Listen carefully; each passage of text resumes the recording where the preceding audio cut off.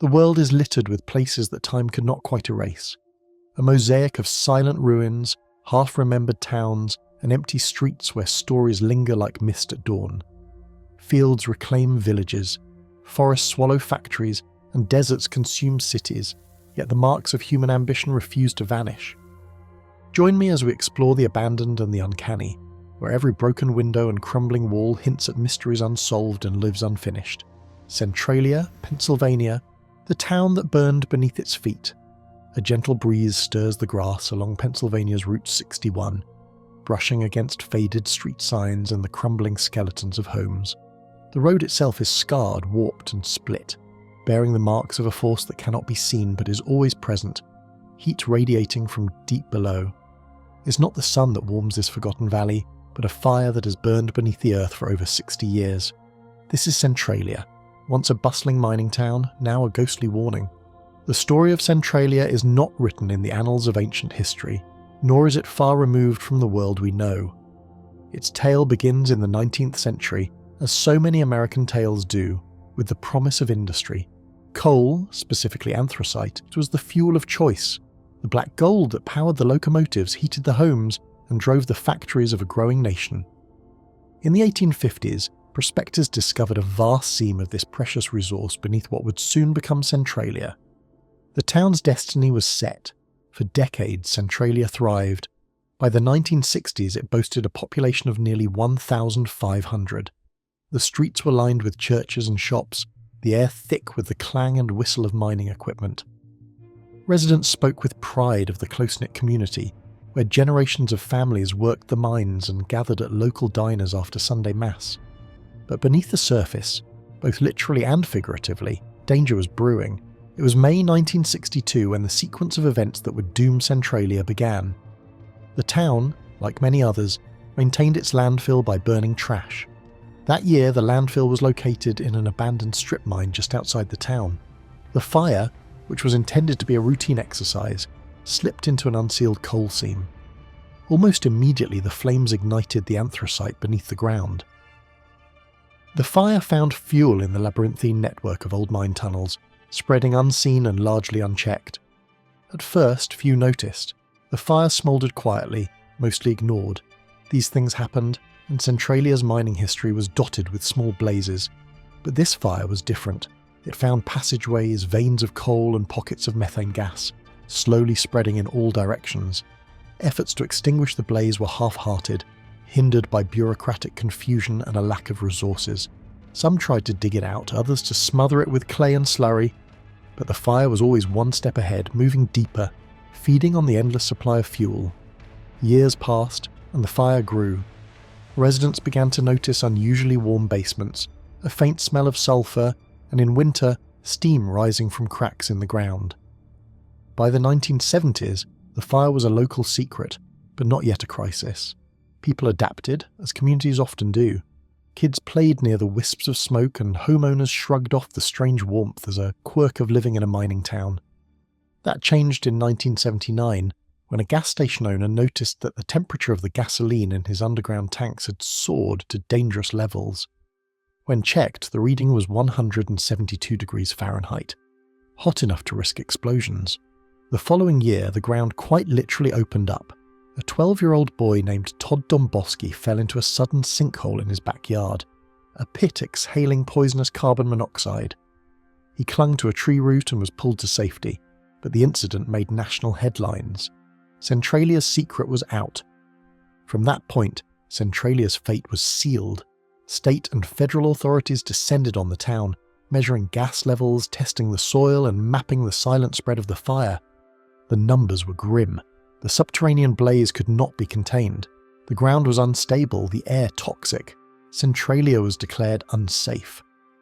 For the residents, the announcement was both a shock and a heartbreak. Some refused to believe that the danger was real, certain that the government was exaggerating. Others, their children coughing from the fumes, packed up and left. The government offered buyouts. Eventually, more than $40 million was spent relocating the bulk of the population. Homes were razed, leaving empty lots and meandering roads to nowhere. By the end of the 1980s, Centralia's post office closed, and its zip code was officially revoked. Those who stayed, The so-called holdouts became legendary. They resisted eviction, fought court battles, and clung to their homes as the world around them vanished. For years, a handful of residents lived among the ruins, tending gardens, keeping up their properties, and watching as their neighbours' houses were swallowed by the relentless progress of demolition. The landscape of Centralia is now almost otherworldly.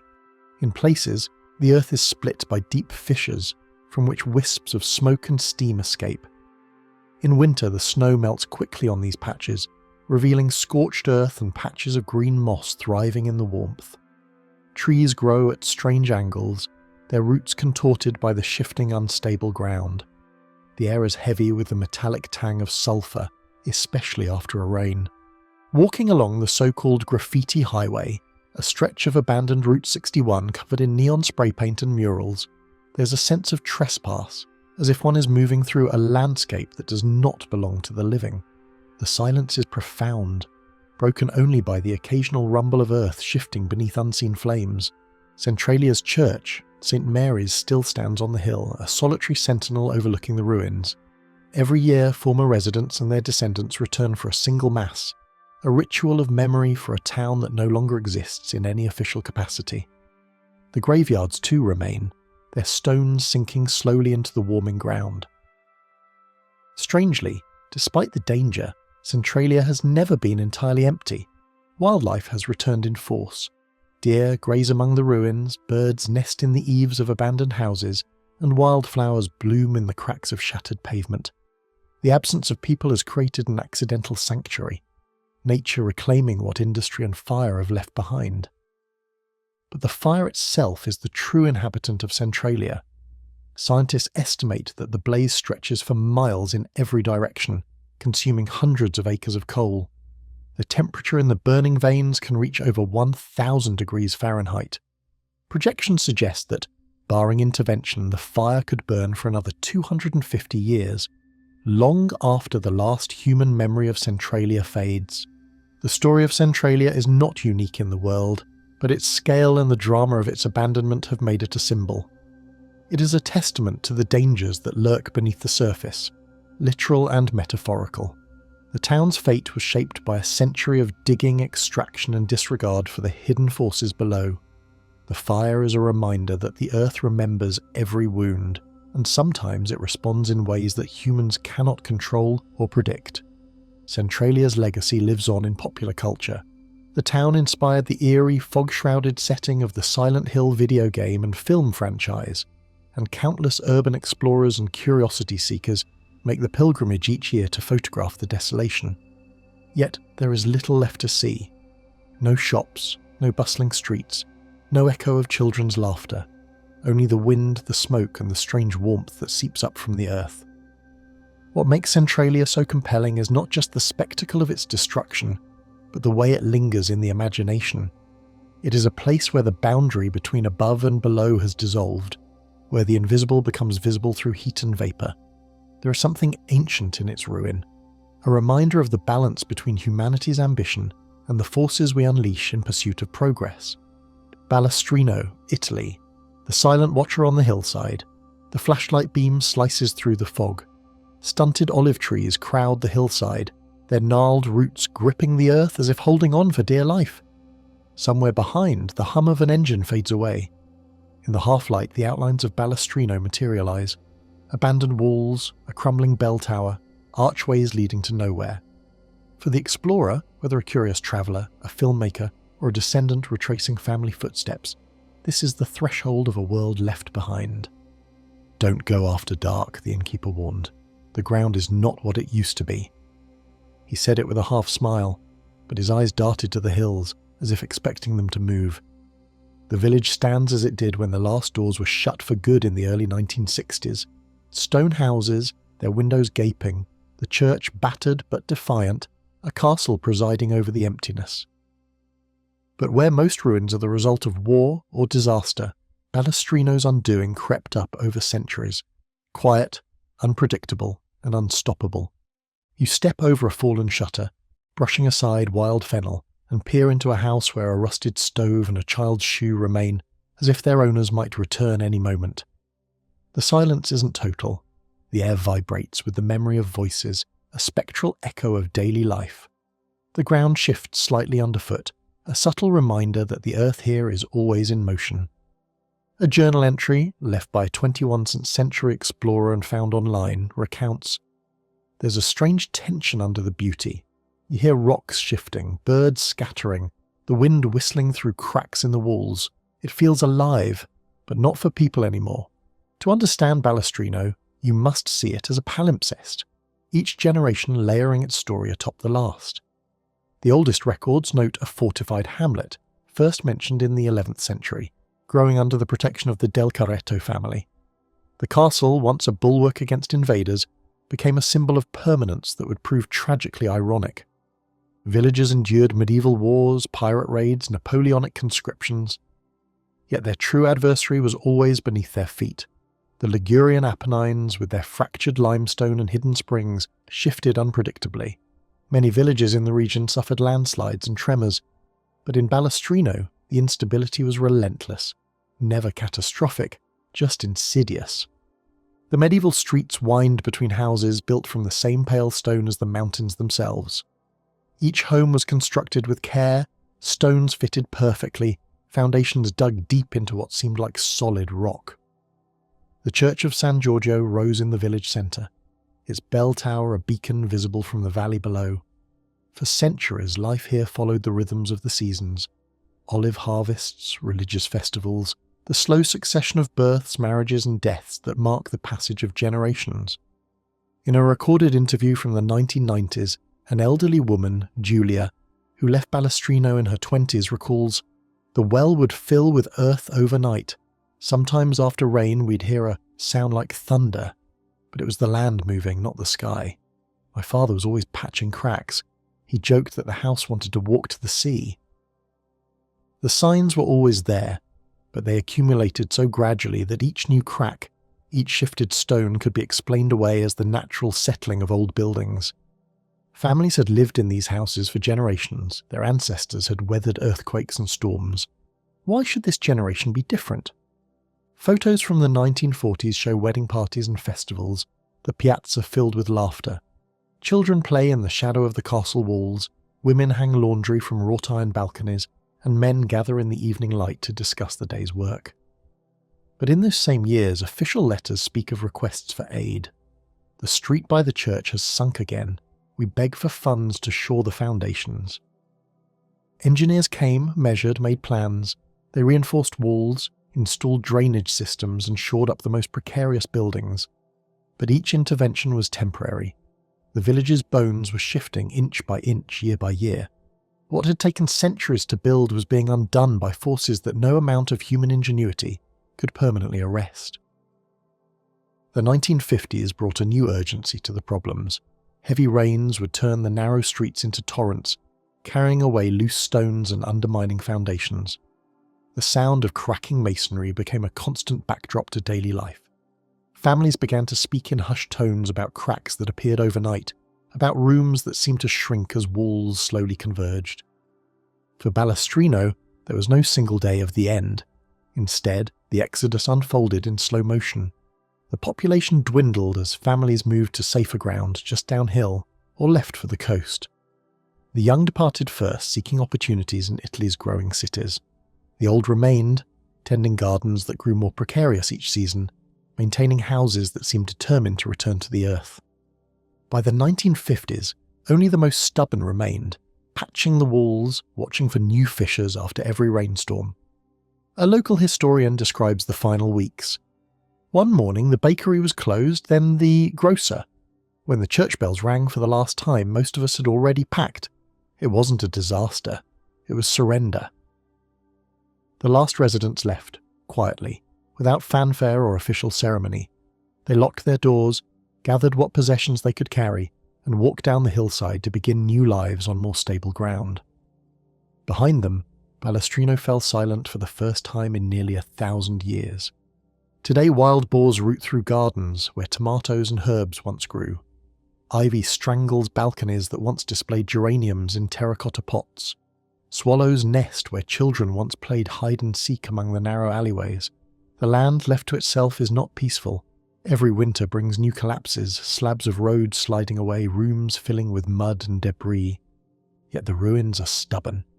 The church of San Giorgio still stands, battered but upright, its bell tower visible from miles away. The castle's silhouette dominates the ridge, defying gravity and geology with an almost supernatural persistence. The streets, via Castello, via Antica, are now little more than paths for weeds and the occasional explorer, but they still follow the ancient routes that once connected home to church to market square. One travel blogger writes, "You feel watched in Balestrino, not by ghosts, but by the land itself. The houses are being slowly reclaimed, but they're not giving up without a fight." For decades, the ruins were off-limits, closed by the authorities as dangerously unstable. This, of course, only added to their allure. Filmmakers and photographers snuck in, drawn by the atmosphere of suspense and melancholy. Urban explorers traded maps and warnings online. Watch for unstable ground near the old bakery. Don't climb the bell tower after rain. Balestrino became a silent star, appearing in Italian horror films, art installations, and even music videos. Directors were drawn to its authentic decay, its genuine abandonment. Yet for all the images captured within its walls, the village remains elusive. Its essence is more felt than seen, more experienced than documented. The story of Balestrino is not just geology or architecture, it's a record of resilience, adaptation, and the bittersweet acceptance of loss. Locals in the new village below still tend the old cemetery, where weathered headstones mark generations of families who called the hilltop home.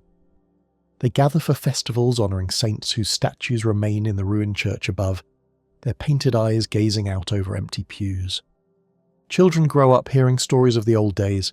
"Nonna, did you really live up there?" "Yes, we had a cat named Tito and every morning he'd sit on the wall and watch the sea." "Will we go back?" "No, the land won't let us, but we remember." Geologists continue to monitor the hill with modern instruments that can detect movements measured in millimetres. Satellite images reveal subtle shifts, centimetres at a time, but relentless. Some optimists dream of stabilising the ruins and reopening them as a heritage site, but most accept that the village's fate is sealed. The earth here does not forgive, but neither does it forget. The instability that drove people away has also preserved Balestrino in ways that prosperity never could. Unlike so many Italian villages transformed beyond recognition by development or tourism, here, time stands genuinely still. There are no souvenir shops, no busloads of tourists snapping photos, just the hush of a place that exists between memory and reality.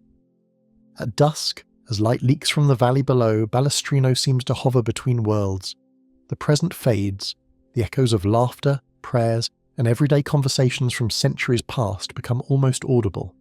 The explorer, flashlight in hand, stands in a street where so many feet once hurried home for dinner and feels the vertigo of impermanence. How quickly what seems permanent can become memory. As the explorer picks her way back down the hillside, following a path made treacherous by loose stones and hidden roots, the lights of the new Balestrino glimmer below. Life continues there.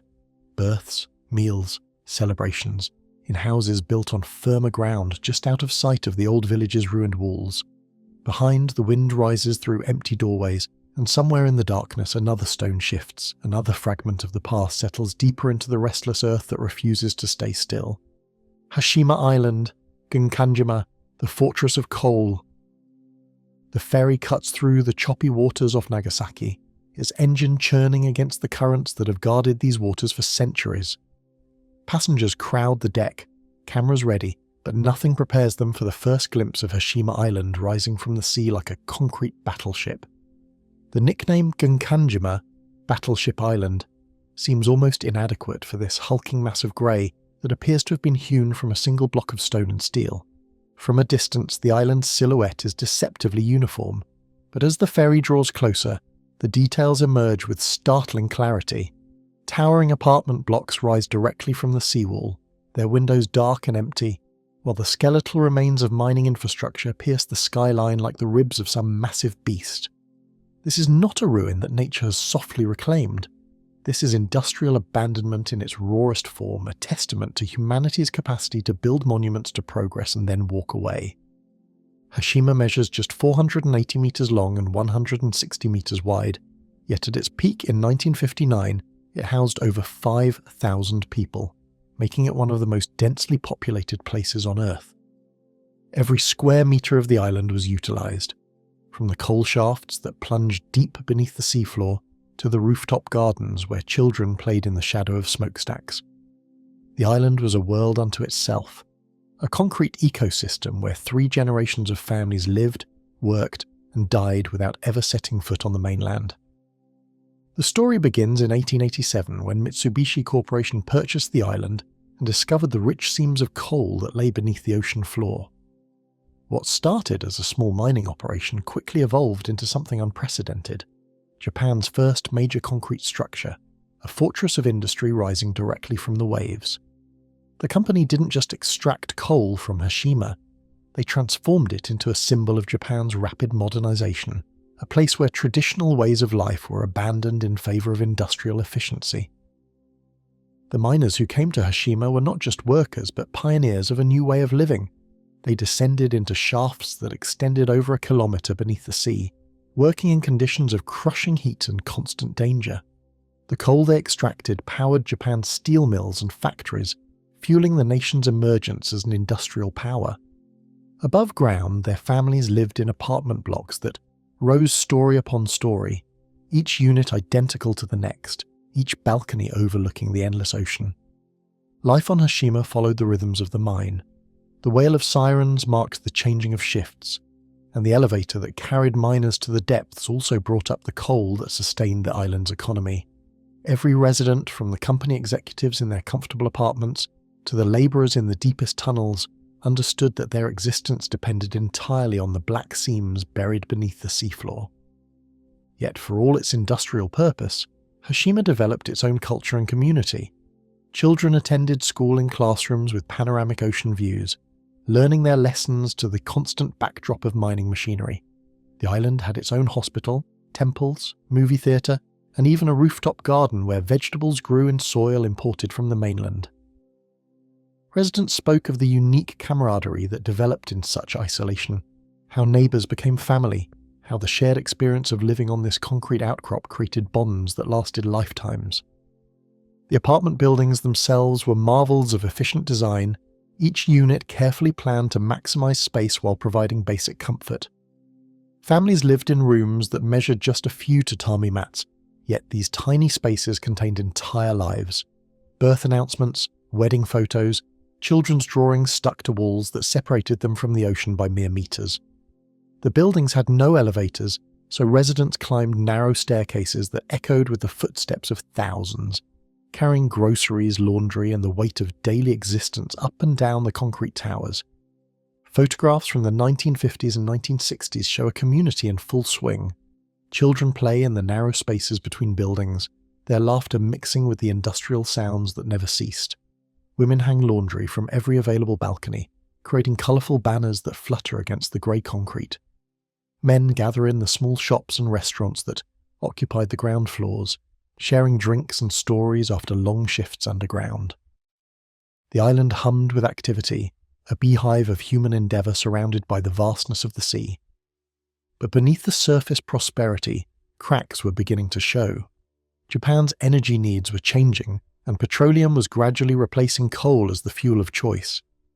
The mine's productivity, once legendary, began to decline as the easily accessible seams were exhausted.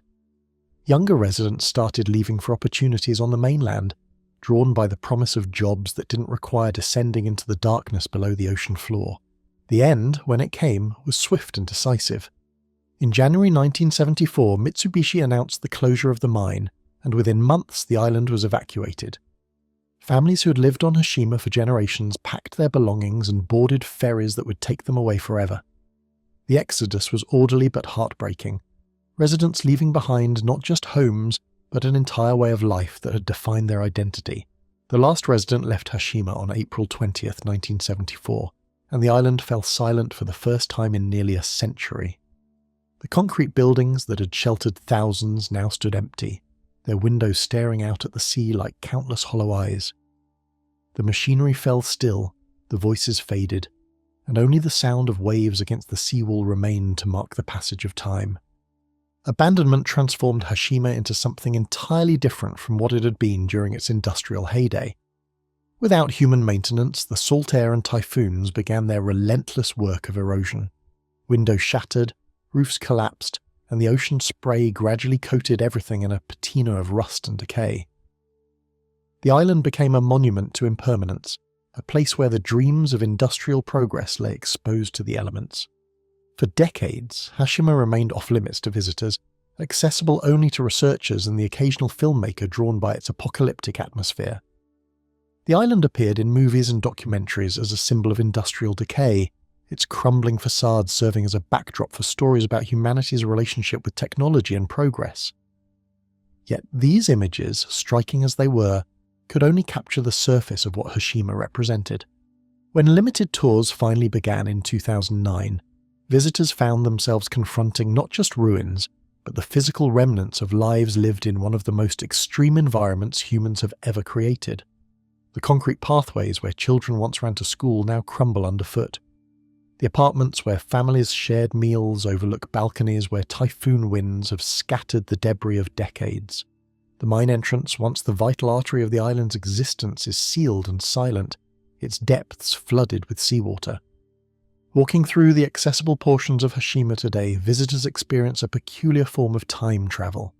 The island exists in a permanent state of suspended animation, neither fully ruined nor preserved, but caught somewhere between past and future. The concrete structures, built to last, stubbornly resist complete collapse, creating a landscape that feels more like science fiction than historical reality. Yet perhaps the most striking aspect of Hashima is not what it has become, but what it represents about human adaptability and the price of progress.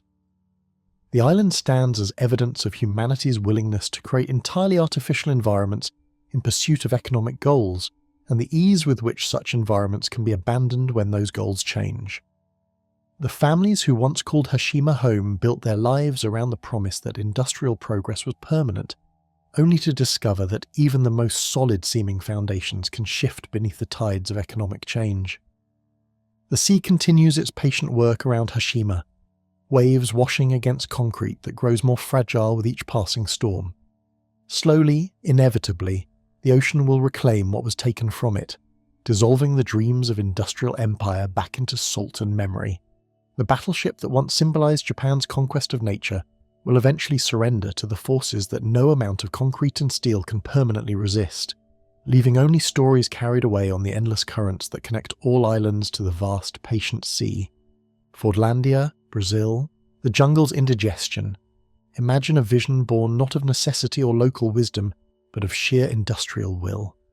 A dream conceived in the steel mills and assembly lines of Detroit, transplanted wholesale into the steaming, impenetrable heart of the Amazon rainforest. This is the improbable genesis of Fordlandia, a place that stands today as a monument to hubris, a ghostly echo of a clash between two utterly incompatible worlds. It wasn't gold or diamonds that drew Henry Ford, the titan of American industry, to the Brazilian Amazon in the late 1920s, it was rubber. As his automobile empire boomed, Ford needed vast quantities of rubber for tyres and parts. He was dependent on British-controlled plantations in Southeast Asia, and he detested being reliant on anyone, let alone foreign powers. His solution? Grow his own rubber, and not just any rubber, but enough to supply his entire global operation, grown under his direct control, implemented with his signature industrial efficiency. He acquired 2 vast tracts of land along the Tapajos River, a tributary of the Amazon, totaling over 2.5 million acres, an area larger than the state of Delaware. This wasn't just a plantation, it was meant to be a slice of idealized Americana in the tropics. Ford envisioned a town where his Brazilian workers would live like good Americans, complete with clapboard houses, manicured lawns, a hospital, schools, a golf course, and even square dances on Saturday nights. They would eat wholesome food, follow strict schedules, and embrace the values of hard work and industrial discipline. The scale of the ambition was breathtaking, perhaps even delusional. Ford sent ships loaded not just with machinery and supplies, but with prefab houses, fire hydrants, even a golf course roller. He was bringing Detroit to the jungle, literally and figuratively. The ships carried American-style streetlights that would illuminate paths through the rainforest, complete sets of dining room furniture for workers' homes, and thousands of yards of window screening and as if mere mesh could keep the Amazon at bay. What Ford's planners failed to grasp was that they were entering one of the most biodiverse and ecologically complex regions on Earth. The Amazon wasn't simply hot and humid, it was a living entity with its own rules, its own defences, and its own ways of rejecting foreign intrusions. The very soil beneath their feet was different from anything in Michigan or Ohio, thin and acidic, its nutrients locked in the living canopy above rather than stored in the earth below. But the Amazon is not a place that yields easily to blueprints drawn thousands of miles away. It is a realm of overwhelming life, of intricate ecosystems, of heat and humidity that press in on you, of insects and diseases that thrive in the relentless moisture. From the moment the first ships arrived, the project was plagued by problems that Ford's engineers, experts in steel and concrete, were utterly unprepared for. Clearing the dense jungle proved far more difficult and costly than anticipated. Machinery rusted in the humid air, parts broke down, and the thick vegetation seemed to grow back almost as quickly as it was cut down. The heat was oppressive, often reaching over 100 degrees Fahrenheit, with humidity levels that made simple breathing an effort. Workers collapsed from heat exhaustion, and the rigid 8-hour shifts that worked so well in Detroit became instruments of torture in the Amazon. The imported American managers, many of whom had never left the United States, found themselves in a world they could barely comprehend. They insisted on wearing wool suits in the tropical heat, refusing to adapt their dress to the climate. They demanded that meals be served at precise times, regardless of the natural rhythms of the rainforest. One manager famously tried to establish a baseball diamond, only to discover that the infield was immediately colonized by army ants. And then there were the rubber trees themselves. Ford's plan involved planting thousands upon thousands of Hevea brasiliensis trees, the source of natural rubber, in dense uniform rows just like corn in a Michigan field. This monoculture approach, so successful in other parts of the world where natural predators were absent, was a fatal error in the Amazon, the rubber tree's native habitat. The jungle is home to a devastating fungus called South American leaf blight, Microcyclus eulae, which thrives in humid conditions and spreads rapidly through genetically similar trees planted close together. It was a biological weapon the rainforest deployed with silent, devastating efficiency. The irony was profound. Rubber trees had originally come from this very region before being smuggled to Asia in the 1870s by British botanist Henry Wickham. In their new Asian homes, free from their natural enemies, the trees thrived in plantations. But here in their birthplace, they remained vulnerable to the pathogens that had evolved alongside them for millennia. As Ford's vast plantations matured, the blight swept through them like wildfire, killing the trees before they could produce latex. The engineers tried everything, pruning, spraying, even attempting to graft resistant Asian varieties onto the local stock, but nothing worked on an industrial scale. They imported expensive fungicides from the United States, built elaborate irrigation systems, and even experimented with different planting patterns, all to no avail. The jungle's intricate biological defences had defeated the assembly line. The attempt to impose American culture on the Brazilian workers was equally disastrous, bordering on the absurd. Workers were expected to live in the prefab houses, which were designed for temperate climates and became sweltering ovens in the tropical heat. The houses had no proper ventilation for the Amazon climate, and their tin roofs amplified the heat to unbearable levels. Workers were required to eat American food like hamburgers, canned peaches and oatmeal in a cafeteria that served meals at precisely regulated times, regardless of local customs or preferences. The cultural misunderstandings were almost comical in their severity. Brazilian workers, accustomed to eating their largest meal in the middle of the day followed by a siesta, were forced to work through the hottest hours while eating light lunches of unfamiliar food. Alcohol was strictly forbidden, despite being a traditional part of social life in the region. Workers were expected to attend English-language movies and participate in square dances, activities that must have seemed utterly bizarre to people whose cultural traditions were rooted in centuries of Amazonian life. Ford's paternalistic vision extended to every aspect of daily life. Workers were given company-issued uniforms, had their living quarters inspected regularly, and were subjected to moral lectures about the virtues of American-style family life. The company even attempted to control what workers did in their spare time, organising wholesome recreational activities like softball games and community sing-alongs. Resentment simmered. The food was bland and insufficient by local standards. The hours were long and arduous. The rules felt arbitrary and insulting. In 1930, the simmering anger boiled over into a full-blown riot. Workers, fed up with the food and conditions, destroyed the cafeteria, overturned cars, and chased the American managers into the jungle. The Brazilian army had to be called in to restore order, a stark illustration of how deeply misunderstood the local culture and environment were. The riot became legendary in the region, known as the Quebra Panela, or pot-breaking uprising. Workers smashed dishes, destroyed furniture, and ransacked the managers' quarters. The American staff fled into the forest, some hiding for days before being rescued by Brazilian authorities. It was a humiliating moment that revealed the fundamental disconnect between Ford's industrial vision and Amazonian reality. Despite the mounting evidence of failure, Ford remained stubbornly committed to his vision. He poured more money into the project, replaced managers, and even attempted to move the operation to a new site, Belterra, further downriver, hoping a change of location might escape the blight. But the fungus followed, and the fundamental incompatibility of Ford's industrial model with the Amazonian reality remained. The second attempt at Belterra was even more elaborate, featuring wider streets, better housing, and more sophisticated agricultural techniques. Ford hired top agronomists and invested in research facilities. Yet the same problems persisted: the blight, the cultural resistance, the relentless humidity that destroyed equipment and sapped human energy. By the early 1940s, the project was clearly doomed.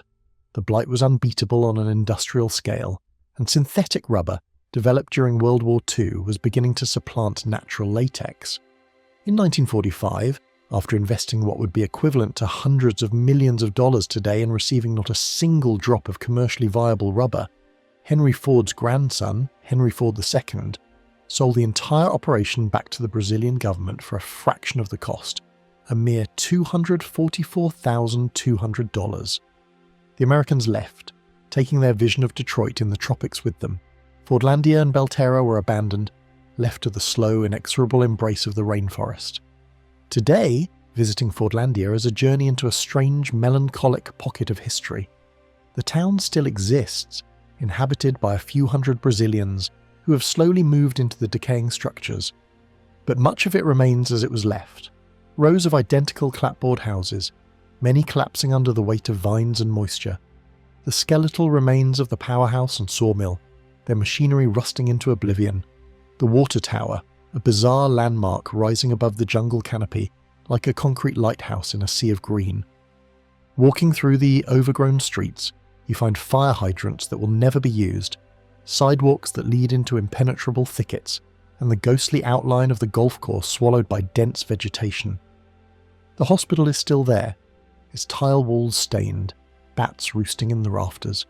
The schoolhouse stands silent, desks covered in dust and leaves. There's even a cemetery where some of the American managers who died of tropical diseases lie buried, their headstones slowly being consumed by moss and lichen. The remnants of Ford's industrial dream persist in strange ways. Rusted machinery, parts emerge from the jungle floor like archaeological artifacts, and locals still find items in the forest. Tools, parts of cars, even furniture that were abandoned decades ago. Some of the original rubber trees, stunted and diseased, still produce small amounts of latex that local residents occasionally collect, an ironic postscript to Ford's failed industrial vision. Nature hasn't just returned to Fordlandia, it is actively digesting it. Roots crack through concrete foundations, vines tear apart walls, and the relentless humidity encourages decay at an astonishing rate. The sounds of the jungle, cicadas, birds, unseen animals, have replaced the whir of machinery and the distant echoes of square dance music. Fordlandia is more than just a failed business venture. It is a powerful symbol of the limits of industrial might and cultural imposition, a reminder that some places cannot be tamed, some visions cannot be transplanted, and that the earth, in its quiet, persistent way, always has the final say. The jungle endures, having absorbed and transformed yet another human dream into something stranger and more enduring than anything that could have been built according to plan. Kuldara, India, the village that vanished in a single night. The desert wind carries secrets across the Thar, whispering through ruins that have stood empty for 2 centuries. But this is not the gradual abandonment of economic decline or the slow surrender to geological forces. This is something else entirely, a mystery that begins and ends in a single night, when an entire civilization simply chose to disappear. In 1825, Kuldara was a thriving oasis settlement in Rajasthan, home to over 1,500 Palawal Brahmins who had transformed the arid landscape into a model of prosperity and innovation. Their advanced water conservation systems channeled precious moisture through underground channels. Their fields produced abundant crops despite the harsh climate, and their reputation for wisdom and learning attracted visitors from across the region. They had lived here for centuries, building not just homes, but a complete society that seemed as permanent as the desert itself. Then, on one night that history refuses to fully illuminate, they were gone. Every man, woman, and child vanished. Not killed, not captured, not driven away by invading armies, but voluntarily erased from existence, leaving behind a ghost town so complete in its abandonment that even their livestock had disappeared. The houses stood intact, doors left open, meals half prepared, but the people who had called this place home for generations had melted away like morning mist. What makes Kuldara's abandonment so haunting is not what was destroyed, but what was preserved. Unlike settlements abandoned due to war or disaster, nothing here was broken or burned. The stone houses, built with the precision of master craftsmen, remain largely intact. Intricate water systems still wind beneath the streets, testament to engineering skills that allowed a city to flourish in one of India's most challenging environments. Yet despite this preservation, Kuldara feels more haunted than ruins ravaged by time. The official explanation has been repeated so often it has acquired the weight of established fact. Salim Singh, the corrupt tax collector of the Yaisalm estate, became obsessed with the village chief's daughter and threatened to impose crushing taxes unless she married him. Rather than submit to this humiliation, the Palawal Brahmins chose collective exile, leaving their ancestral home forever. But this explanation, tidy as it sounds, fails to account for the supernatural elements that have accumulated around Kuldara, like sediment around a stone. The curse is central to the mystery. According to local tradition, the Palawals didn't simply leave, they pronounced a malediction upon their village that would prevent anyone from ever successfully resettling there. This wasn't merely an expression of anger, but a deliberate spiritual act, a way of ensuring that what they couldn't possess, no one else could either. The curse was said to be so powerful that it would affect not just Kuldara, but the 83 other villages that the Palawals abandoned simultaneously that same mysterious night. Archaeological evidence supports the sudden nature of the departure.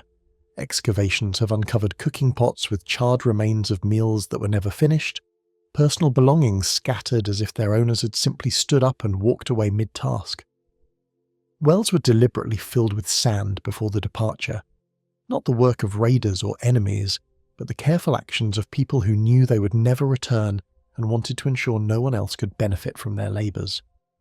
The precision of the abandonment suggests extensive planning, yet oral histories insist it happened in a single night. How does an entire population coordinate such a massive undertaking in absolute secrecy? How do 1,500 people, including elderly and children, simply disappear without leaving any trace of their destination? The logistics alone challenge belief, yet the evidence of their absence is irrefutable. Local shepherds and travellers began reporting strange phenomena within years of the abandonment. Voices echoing from empty houses, shadows moving in windows where no one lived, the sound of daily life. Children playing, women singing, men discussing business, emanating from the deserted streets. These weren't isolated incidents reported by superstitious individuals, but consistent accounts from multiple sources over decades. More disturbing were the attempts at resettlement. Despite the fertile land and intact infrastructure, every effort to reoccupy Kuldara ended in failure. Families who moved into the abandoned houses reported overwhelming feelings of dread animals refused to stay, crops failed despite adequate water, and children became mysteriously ill. Some newcomers claimed to see the original inhabitants continuing their daily routines, translucent figures who went about their business as if the living settlers were the ghosts. Government officials documented these failed resettlement attempts throughout the 19th and early 20th centuries. A British colonial report from 1890 noted that while Kuldhara remained structurally sound and agriculturally viable, the local population maintains an absolute conviction that the site is cursed, rendering any development efforts futile. This wasn't mere superstition, but observed reality. Economic incentives, government encouragement, and practical necessity all proved insufficient to overcome whatever force kept Kuldhara empty. The mystery deepened as researchers began investigating the other 83 villages that were supposedly abandoned the same night. While most showed signs of gradual decline over years or decades, several displayed the same characteristics as Kuldhara: sudden, complete abandonment with personal belongings left behind. The geographic distribution of these simultaneously abandoned settlements covered hundreds of square kilometers, making coordinated evacuation even more implausible. Modern paranormal investigators and archaeologists have documented electromagnetic anomalies throughout Kuldhara that have no apparent natural explanation. Digital recording equipment malfunctions in specific locations, compass readings deviate wildly, and sensitive individuals report overwhelming sensations of being watched. These phenomena cluster around the former residential areas, particularly the houses of village leaders, suggesting that whatever force maintains Kuldhara's emptiness is not randomly distributed, but follows the patterns of the original community. Temperature measurements reveal inexplicable cold spots in certain buildings, despite the desert heat. These areas remain consistently cooler than their surroundings, regardless of season or time of day, as if the stone itself retains some memory of human presence that manifests as physical phenomenon. Infrared photography has captured human-shaped heat signatures in empty rooms, always photographed from the same angles, always in the same locations, as if invisible residents continue to occupy their homes. The water systems present perhaps the most puzzling aspect of Kuldhara's preservation. Despite 2 centuries of abandonment, many of the underground channels remain clear and functional. In a region where sand covers everything within years, this maintenance suggests either impossibly sophisticated engineering or ongoing supernatural intervention. Local traditions claim that the water itself is cursed, that anyone who drinks from Kuldhara's wells will be compelled to return, unable to find peace elsewhere. Attempts to scientifically document the curse have produced inconclusive but suggestive results. Statistical analysis of resettlement attempts shows failure rates far exceeding normal probability, while psychological studies of visitors reveal consistent patterns of unease that correlate with specific locations within the village. Sleep studies conducted on-site record unusual brainwave patterns and frequent reports of vivid dreams featuring unfamiliar people conducting everyday activities in perfect detail. The tourism that now surrounds Kuldhara has created its own layers of mystery. Visitors consistently report cameras malfunctioning at crucial moments, tour groups becoming separated despite travelling together, and the feeling that they're being followed by invisible companions. These experiences are so common that local guides now warn tourists what to expect, yet the phenomena continue with mechanical regularity. Perhaps the most unsettling aspect of Kuldhara is how little it has changed. While other abandoned settlements succumb to time and weather, Kuldhara seems frozen at the moment of departure. Buildings deteriorate at rates that appear slower than natural, as if time itself moves differently here. Vegetation grows sparsely despite adequate soil and water, and the animals that venture into the ruins never stay long, suggesting that whatever drove out the human inhabitants affects other living creatures as well. The curse of Kuldhara operates not through dramatic supernatural events, but through a persistent wrongness that accumulates over time. It's not that something terrible happens to those who enter, but that nothing quite happens as it should. Food tastes wrong, sleep brings no rest, familiar objects feel foreign, and the simple act of existing becomes an exhausting struggle against invisible resistance. Standing in Kuldhara at dusk, when the desert heat finally begins to subside and the first stars appear in the vast Rajasthani sky, visitors often report the same sensation, the feeling that they are intruding on a community that remains active but exists just beyond perception. The empty doorways seem to watch, the silent streets echo with the memory of footsteps, and the very air carries the weight of lives interrupted but not ended. The Paliwal Brahmins achieved what they intended. They made Kuldhara uninhabitable for anyone else while preserving it as a monument to their choice. Whether through supernatural intervention or simply the power of collective belief reinforced over generations, they created a place that exists in permanent suspension between abandonment and occupation, where the past refuses to become history and the future never quite arrives. Kayakoi, Turkey, the town of two names.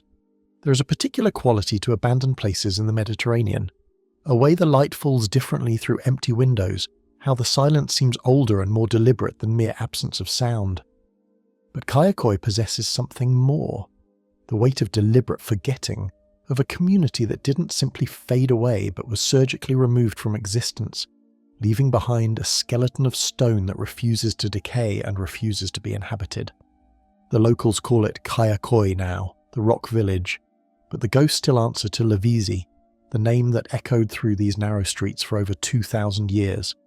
Walk through the ruins today and you'll find something unprecedented, a town that died not from disease or disaster, but from a bureaucratic decision made in distant capitals, a place that became a casualty of nationalism and the cold mathematics of population exchange. In 1923, this hillside settlement overlooking the turquoise waters of the Mediterranean housed nearly 10,000 Greek Orthodox Christians whose families had lived here since before the Ottoman Empire, some tracing their roots back to Byzantine times. They tended olive groves that had been cultivated for centuries, operated shops that served travellers along ancient trade routes, and worshipped in churches where their ancestors had prayed in Greek for generations uncounted. Their neighbours were Turkish Muslims, and together they had created a community where languages mixed freely and festivals were shared across religious lines. Then came the morning when everything changed forever, not through war or conquest, but through a document signed in Lausanne, Switzerland, that decreed that Muslims and Christians could no longer live side by side.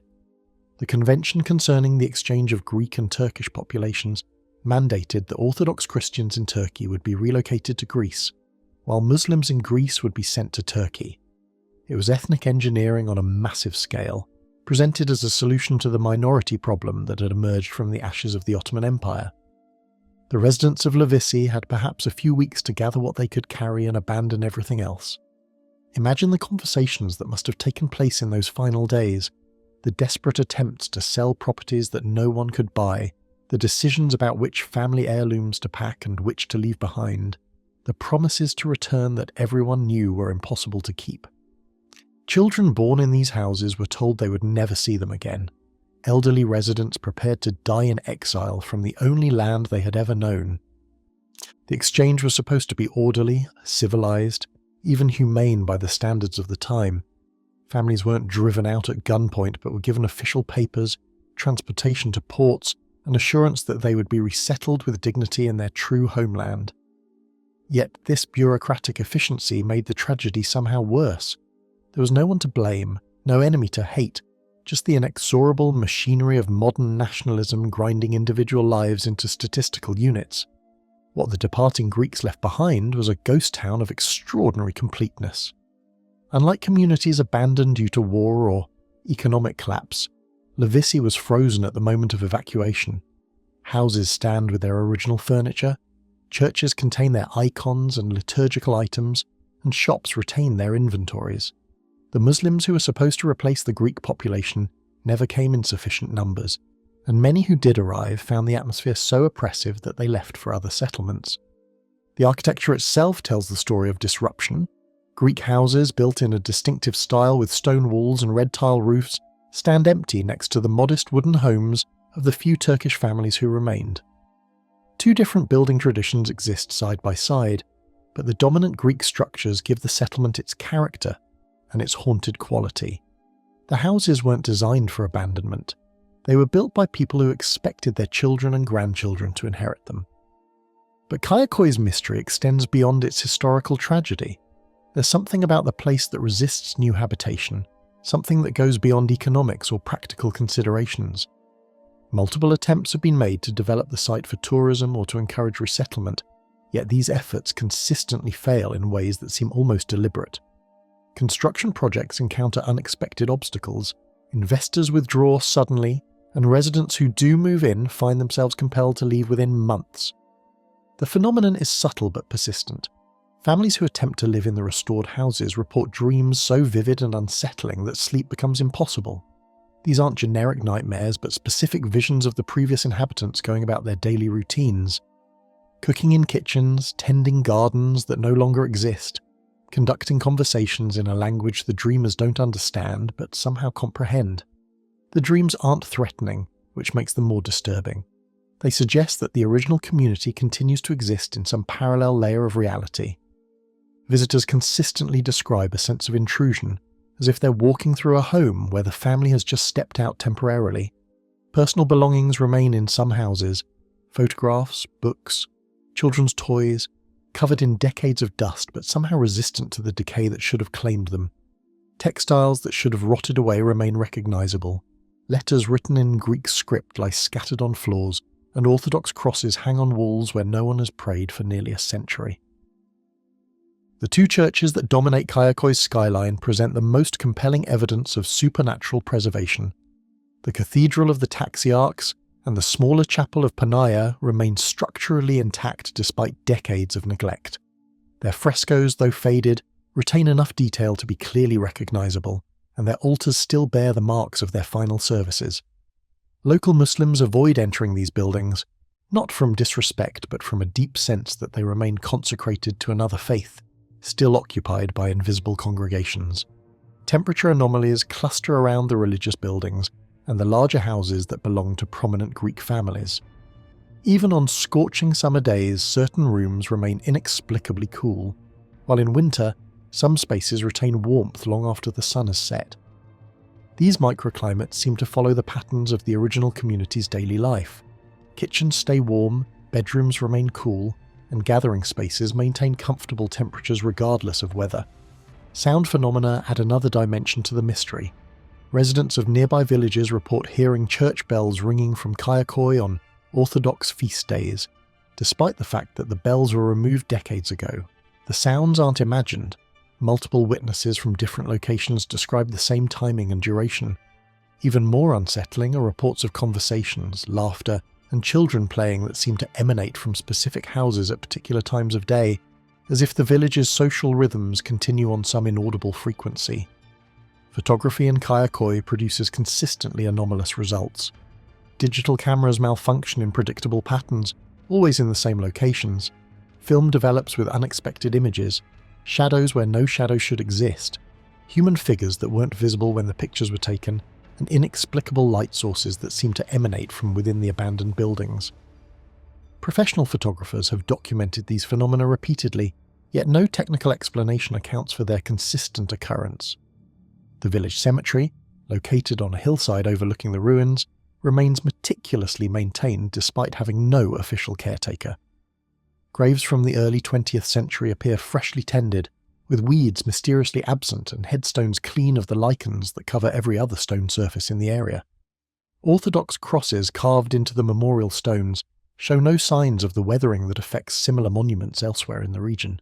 Children who visit Kayakoy with their families often display knowledge they shouldn't possess, pointing to specific houses and describing the families who lived there, naming churches they've never entered, speaking about events from the 1920s as if they were recent occurrences.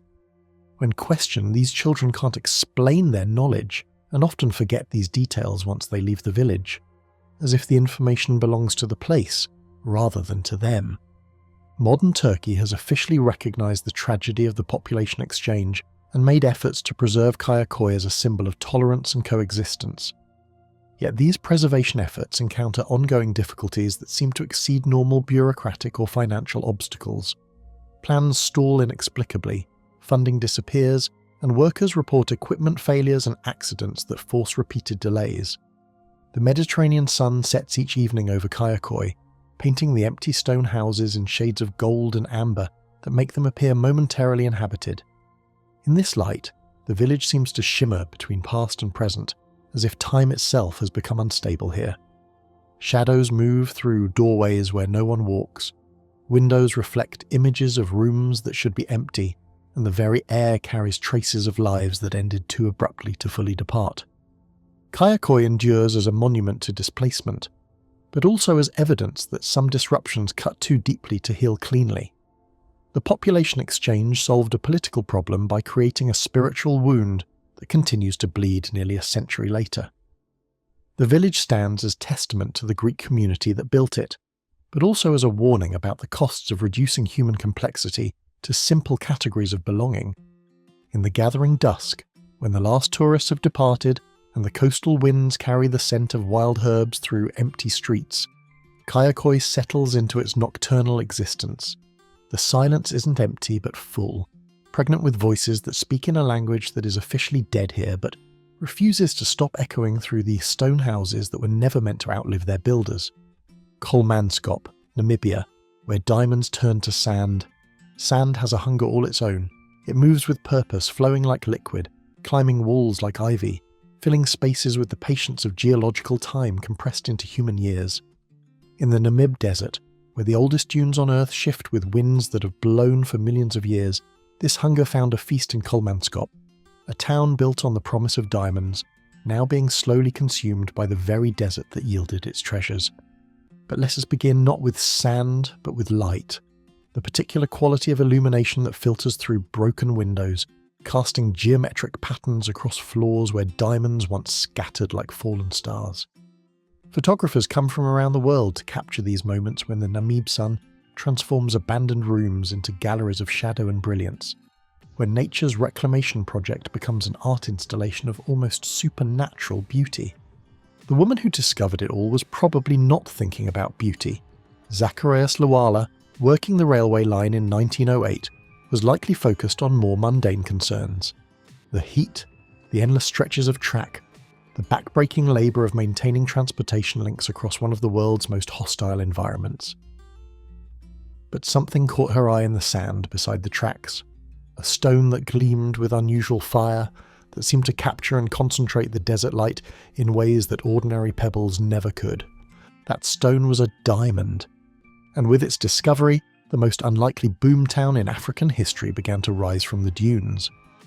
Within months, fortune hunters arrived from Germany, South Africa, Britain, men who had never seen desert like this, who had no conception of how the Namib could simultaneously create and destroy human ambition.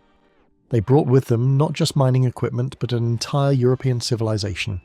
Operas, houses and bowling alleys, ballrooms and ice factories, hospitals equipped with the latest medical technology, and schools that taught German and English to children who played in gardens watered with precious imported soil. The irony was perfect. In one of the most water-scarce environments on Earth, Kolmanskop consumed luxury with breathtaking excess. Ice was shipped from Cape Town to cool champagne at parties where diamonds served as party favours. The hospital boasted the first X-ray machine in the Southern Hemisphere. The ballroom hosted elaborate dances where women wore gowns imported from Berlin and men discussed the international diamond market while servants refilled crystal glasses with wine that had travelled thousands of miles to reach this outpost of impossible prosperity. Yet from the very beginning, the sand was watching, waiting, infiltrating. Even during Kolmanskop's golden years, residents fought a constant battle against the desert's advance. Sand filled gutters overnight, accumulated in corners despite constant sweeping, and worked its way into the most carefully sealed buildings. The town employed teams whose sole job was sand removal, an occupation that must have felt like trying to empty the ocean with a bucket. The diamonds were everywhere, literally lying on the surface, scattered across the desert floor like a deity's dropped jewellery. For a brief, hallucinatory period, Kolmanskop was perhaps the wealthiest per capita settlement in the world. Miners would finish their shifts and walk home, across ground that glittered with gems worth more than most people's annual salaries. Children played games with diamonds, and housewives swept precious stones off their porches like leaves. But the desert had its own timeline, operating according to principles that bore no relationship to human economics or German efficiency. While the residents built their impossible town, the Namib was already in motion, sand grains travelling on winds that had been circling the earth since before humans discovered fire. Each grain was a messenger from the deep desert, carrying news that this intrusion would be temporary. The end came not with dramatic collapse, but with the same inexorable patience that characterizes everything in the Namib. By the 1920s, the easily accessible diamonds were exhausted. Richer deposits discovered further south drew away the miners, the merchants, the dreamers who had built this impossible community. Families packed their possessions, loaded trucks and trains, and departed for new opportunities, leaving behind buildings that had cost fortunes to construct and furnish. What they could not take with them was the infrastructure of luxury that had defined Kolmanskop's character. The opera house remained, its stage still set for performances that would never come. The hospital's X-ray machine stayed in place, too expensive and cumbersome to relocate.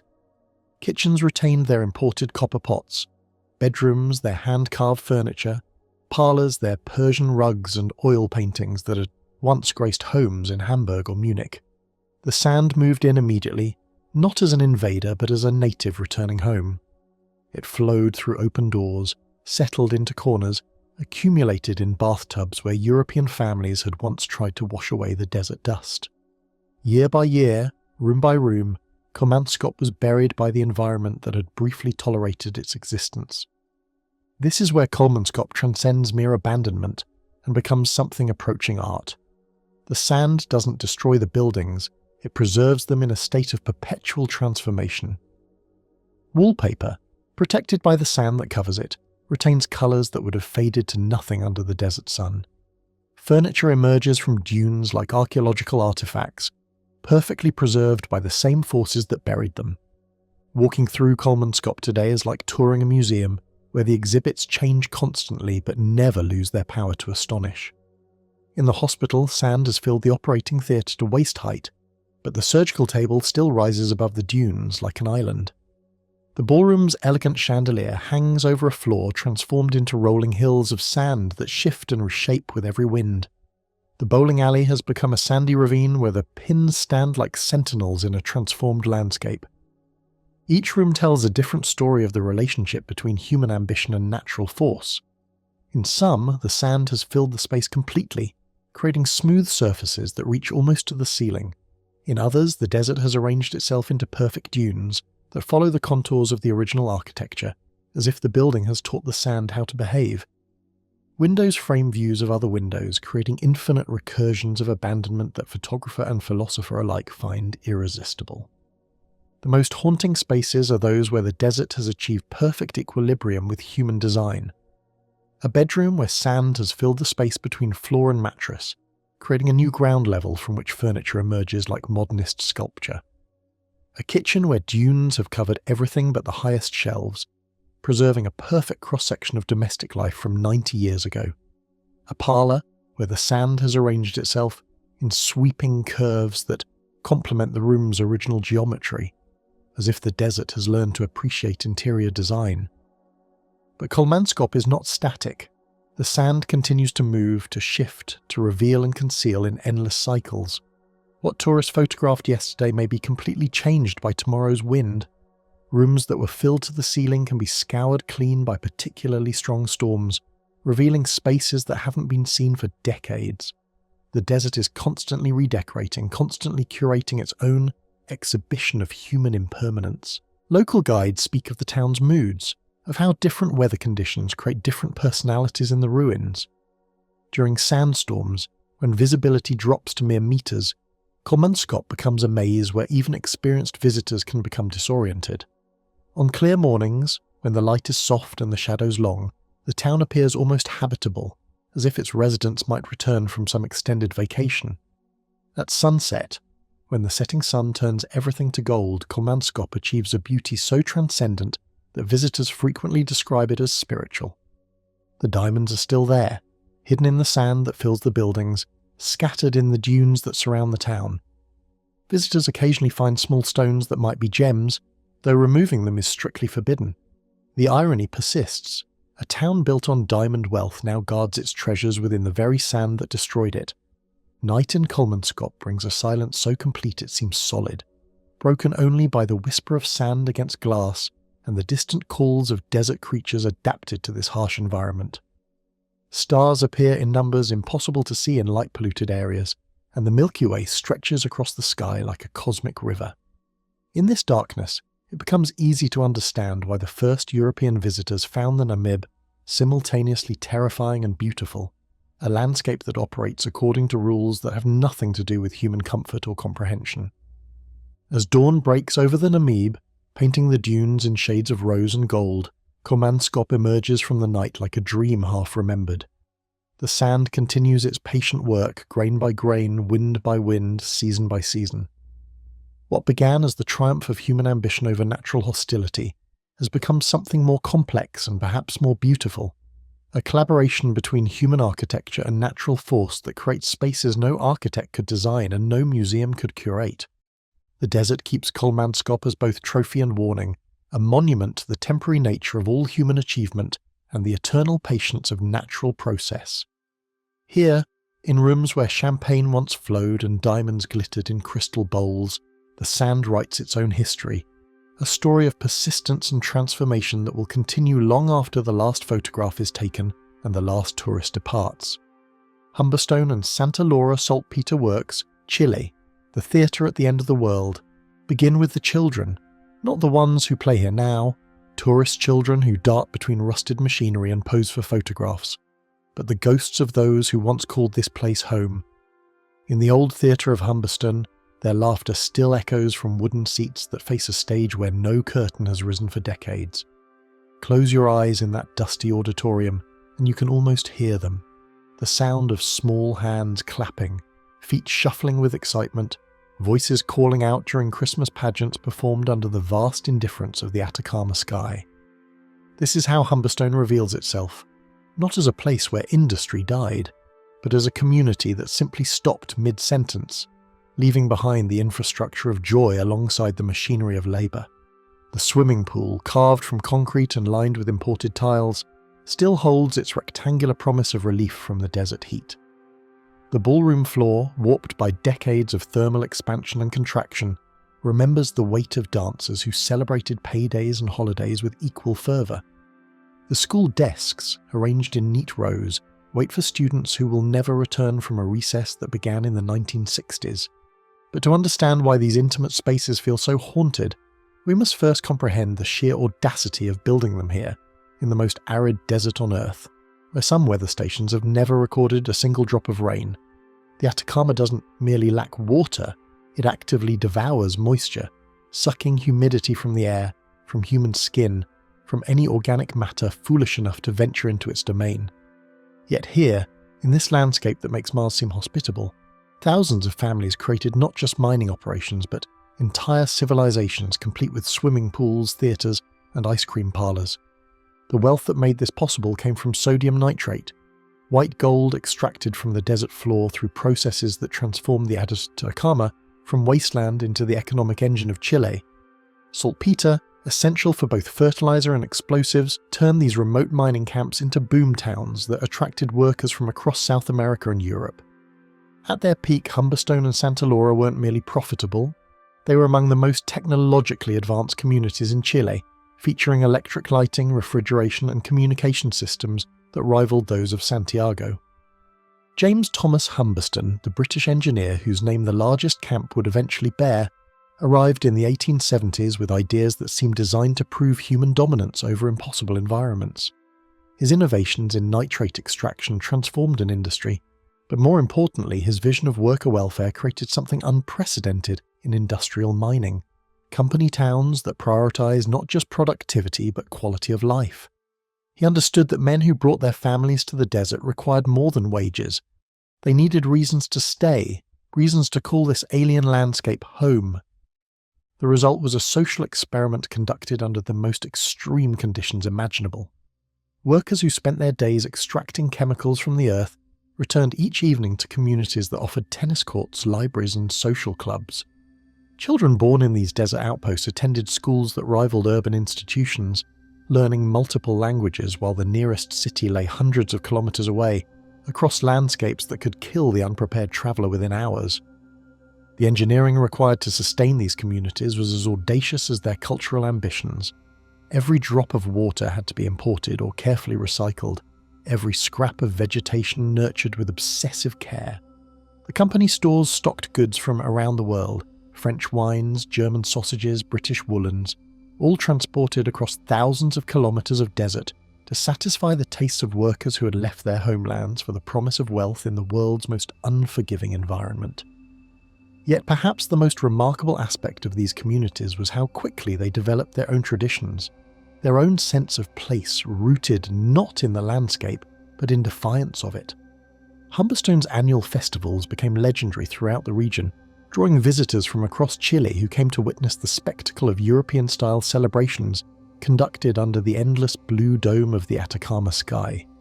The theatre hosted touring companies from Lima and Buenos Aires, while the ballroom witnessed wedding receptions that lasted until dawn broke over the mineral-stained mountains. The swimming pool deserves particular attention as a symbol of everything these communities represented. In a desert where water was more precious than gold, the creation of a recreational swimming facility was an act of almost incomprehensible luxury. Yet there it was, Olympic-sized, filled with imported water, surrounded by changing rooms and social areas where families gathered for weekend parties. Children who had never seen an ocean learned to swim in chlorinated water that had travelled further than most people would journey in their entire lives. The decline, when it came, was as sudden as the rise had been gradual. The development of synthetic nitrates during World War I made the natural deposits economically unviable overnight. International markets that had driven decades of prosperity simply vanished, leaving communities that had been built to last generations with no economic purpose. The transition from boom to abandonment took less than 5 years, barely enough time for residents to comprehend the magnitude of what was happening. The evacuation process revealed the depth of community bonds that had developed in these artificial oases. Families who had lived in the desert for generations found themselves choosing between staying in a landscape they loved but could no longer afford, or abandoning homes where they had buried grandparents and celebrated the births of children. Many chose to stay until the infrastructure collapsed around them, maintaining their gardens and social rituals even as the company stores closed and the machinery fell silent. What they left behind was unprecedented in the archaeology of abandonment, complete communities preserved by the very conditions that had made their existence so improbable. The Atacama's extreme aridity, which had required constant battle during the town's active years, became their preservation mechanism. Wood that should have rotted remained structurally sound. Textiles that should have disintegrated retained their colours and patterns. Paper documents protected from moisture that never came preserved records of daily life with photographic clarity. The preservation extends to details that seem almost supernatural in their completeness. In the company store, product labels remain legible on shelves that still hold packages of goods from the 1950s. The pharmacy contains bottles of medicines with dosage instructions printed in multiple languages, testimony to the international character of these communities. The barbershop retains its chairs and mirrors, its floor still scattered with hair from the last customers who never returned for their next appointments. But it is in the recreational spaces that the preservation becomes most poignant. The theatre seats, though faded, still bear the impressions of bodies that occupied them for decades of entertainment. The ballroom floor shows where patterns that map the movements of countless dances, social gatherings where different nationalities mixed in ways impossible in their countries of origin. The swimming pool, though long empty, retains the diving board from which children launched themselves into imported water under the gaze of parents who had travelled thousands of kilometres to give their families better lives.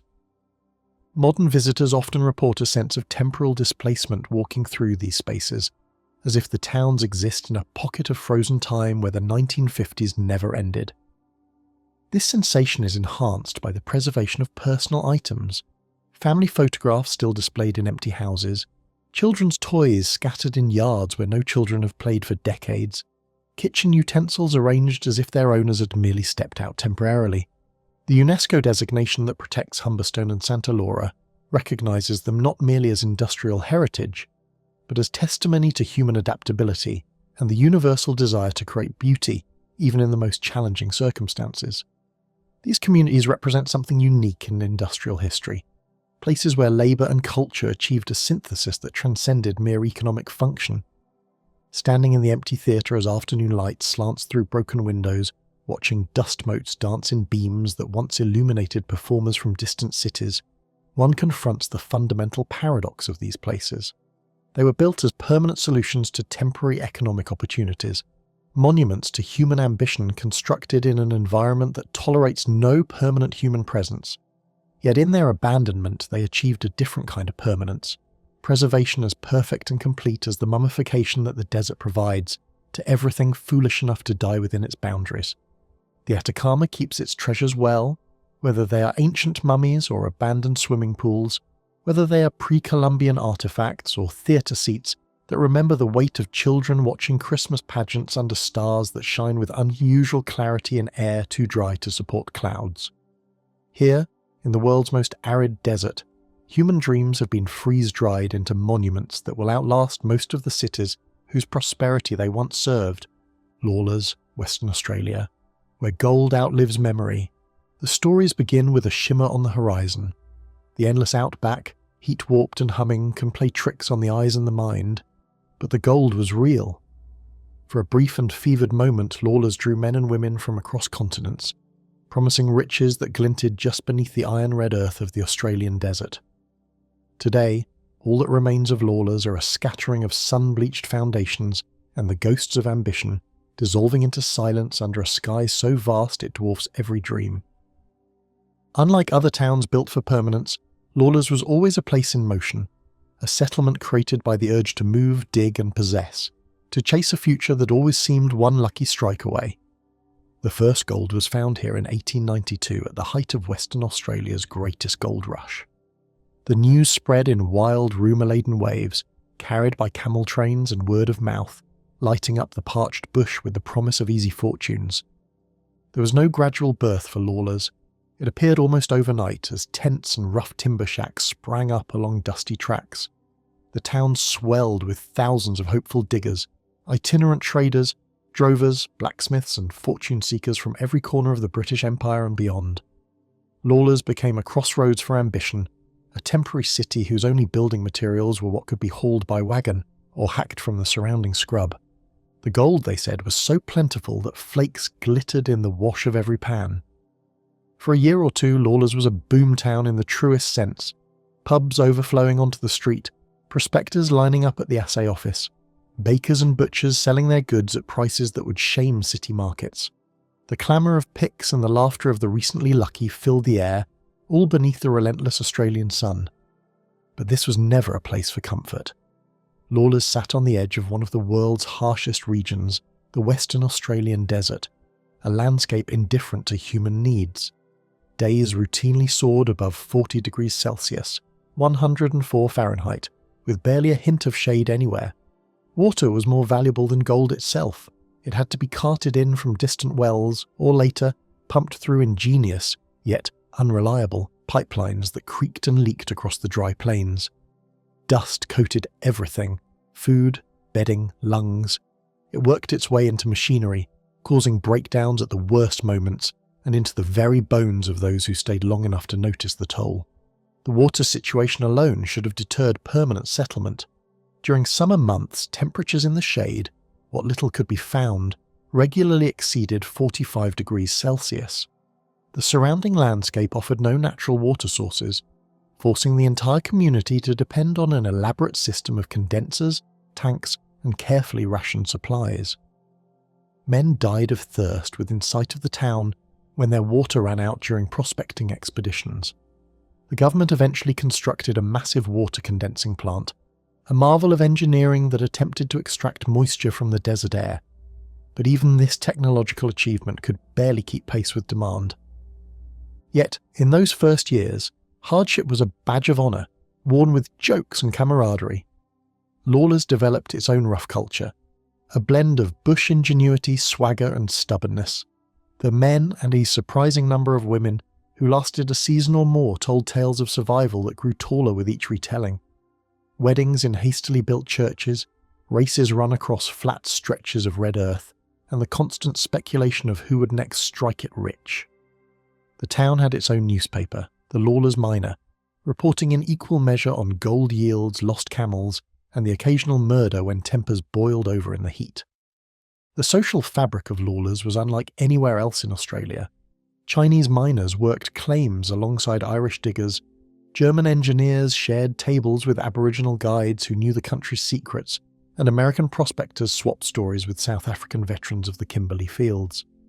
The common pursuit of gold created a temporary democracy, where a man's worth was measured not by his accent or origins, but by the colour of dust in his pan and his ability to endure another day under the merciless sun. By the turn of the century, Lawlers had matured into something resembling a permanent town. The main street boasted a post office, a police station, several hotels, a bakery, and stores carrying everything from pickaxes to patent medicines. There was even a cricket team, which played matches on a pitch painstakingly cleared of rocks and maintained, despite the complete absence of grass. The grandest building was the Lawlers Hotel, a 2-story edifice with verandas that tried in vain to keep out the heat, promising cool drinks and a respite from dust and flies. The hotel became the social centre of the community, its bar serving as unofficial stock exchange, where mining claims were bought and sold, partnerships formed and dissolved, and fortunes won and lost over hands of cards that stretched through the cooler hours of night.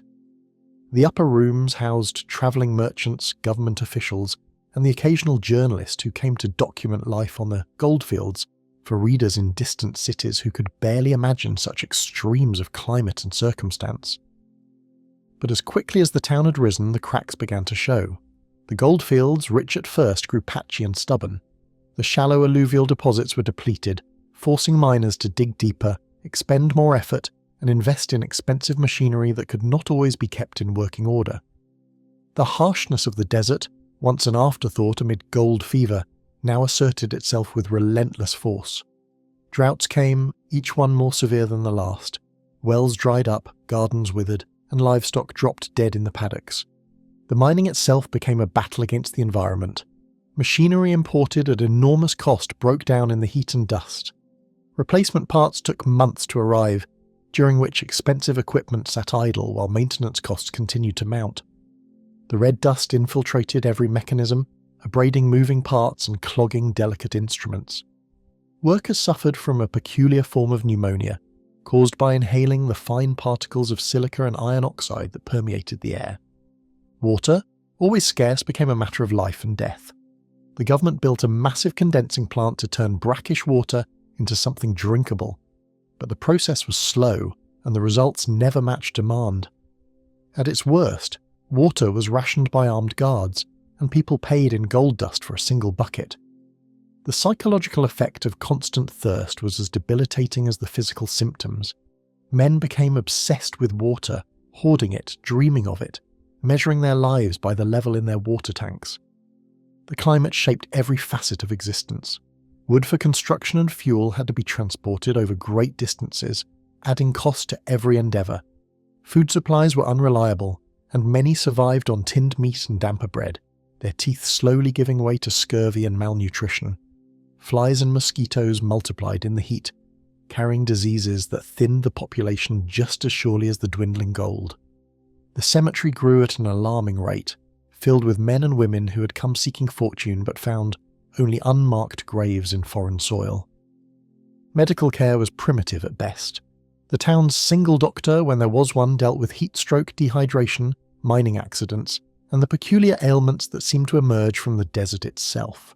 Supplies of medicine were sporadic, and many conditions that would have been treatable in the city became death sentences in the isolation of Lawlers. The nearest hospital was hundreds of kilometres away, accessible only by arduous journey across trackless desert that could kill the sick as surely as any disease. Social life, once so vibrant, faded as reality set in. The hotels and pubs, once packed every night, emptied out as miners moved on to more promising strikes or simply gave up. The cricket pitch returned to scrub. Businesses closed, leaving hollow shells behind them. The Lawlers Miner ceased publication, its final issues full of farewells and advertisements for auctions of abandoned equipment. Families began to leave first, women unwilling to raise children in such harsh conditions, children falling sick from the heat and poor diet, men finally admitting that the gold was not worth the cost in health and happiness. The school closed when enrolment dropped below viable levels. The post office reduced its hours, then closed entirely except for irregular deliveries. By the 1920s, Lawlers was well on its way to becoming a ghost town. A handful of diehards remained, clinging to dreams or simply with nowhere else to go. They watched as the desert reclaimed the town in slow, steady increments.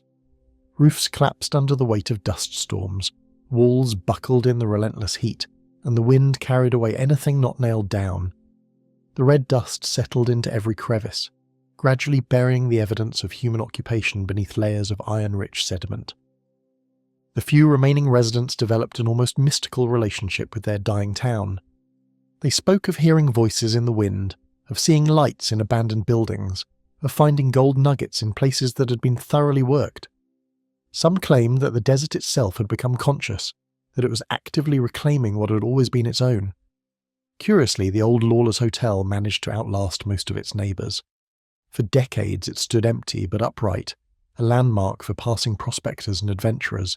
Stories grew around it, of hidden gold stashed within its walls, of ghosts haunting its upper rooms, of strange lights seen on moonless nights.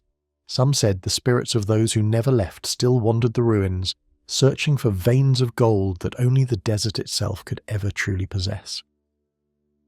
The building became a pilgrimage site for those obsessed with lost treasures and abandoned places. Urban explorers, treasure hunters, and amateur archaeologists made their way to Lawlers, each hoping to discover some remnant of the town's golden age.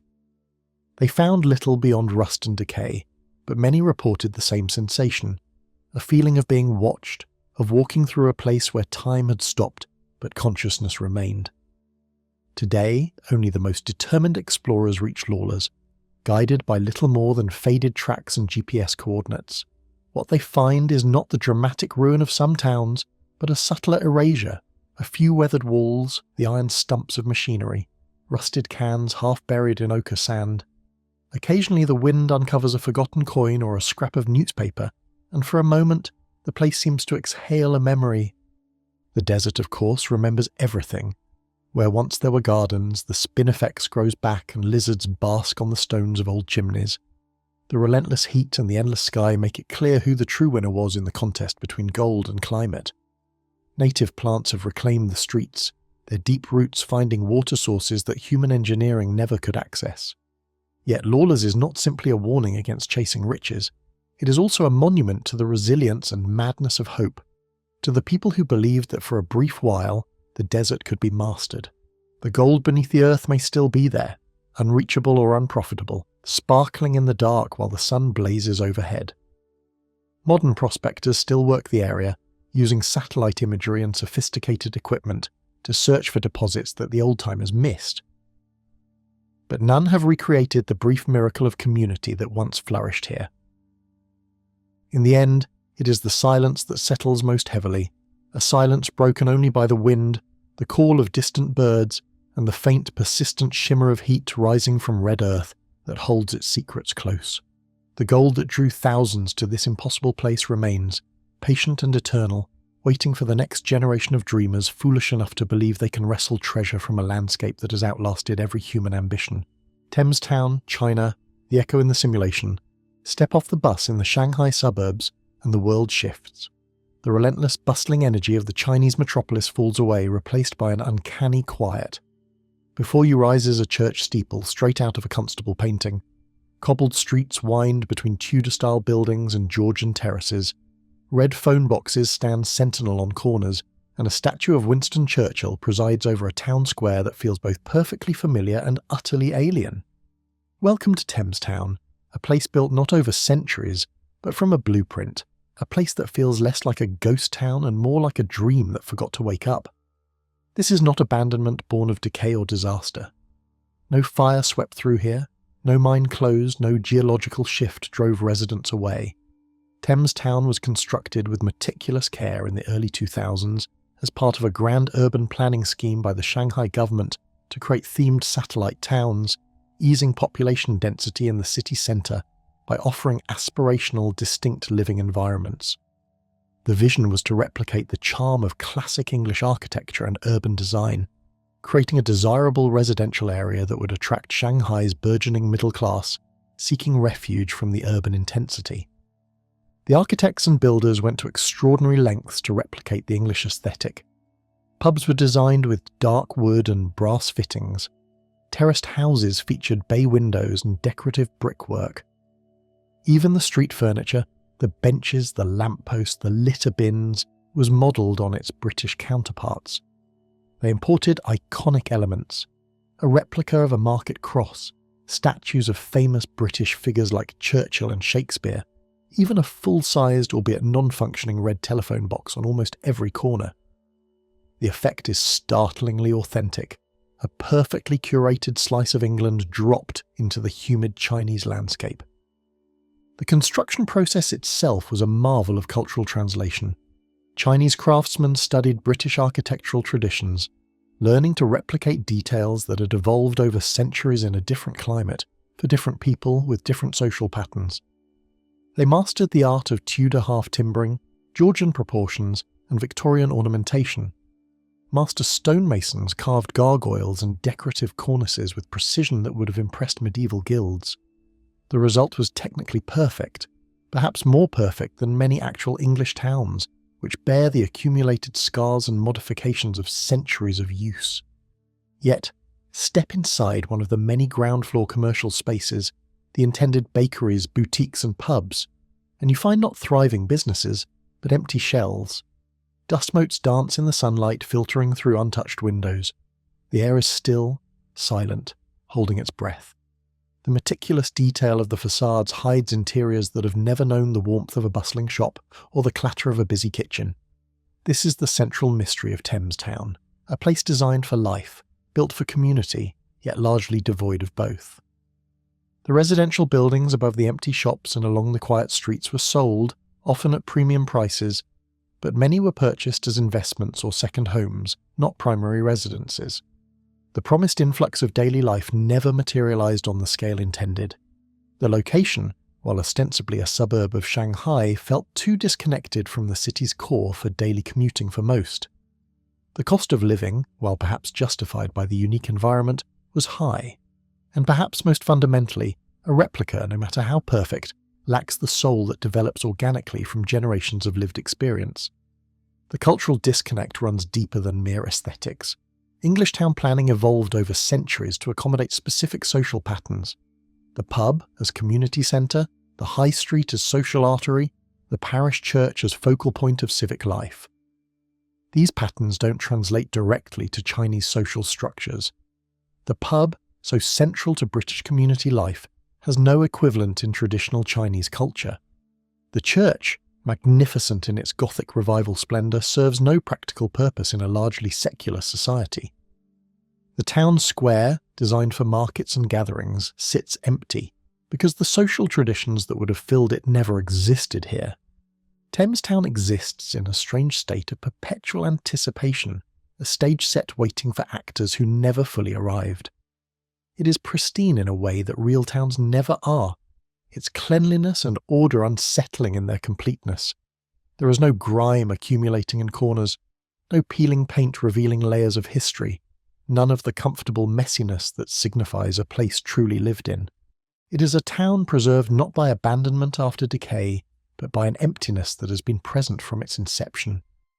The maintenance of this perfection requires constant effort. Teams of workers clean the streets daily, tend the carefully manicured gardens, and ensure that every detail remains as pristine as the day it was completed. This maintenance creates its own form of life, the invisible army of caretakers who preserve the simulation. They arrive early each morning, work quietly and efficiently, then vanish before the photographers arrive, leaving no trace of their presence except the perpetual newness they maintain.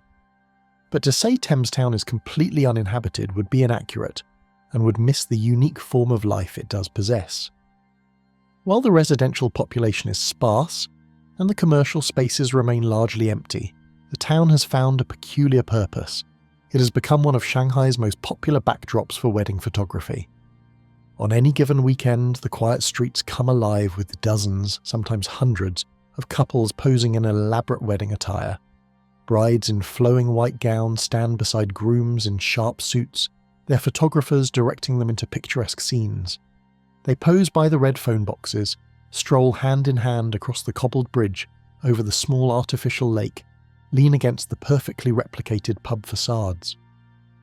For a few hours, the town is filled with laughter, music, and the energy of simulated celebration.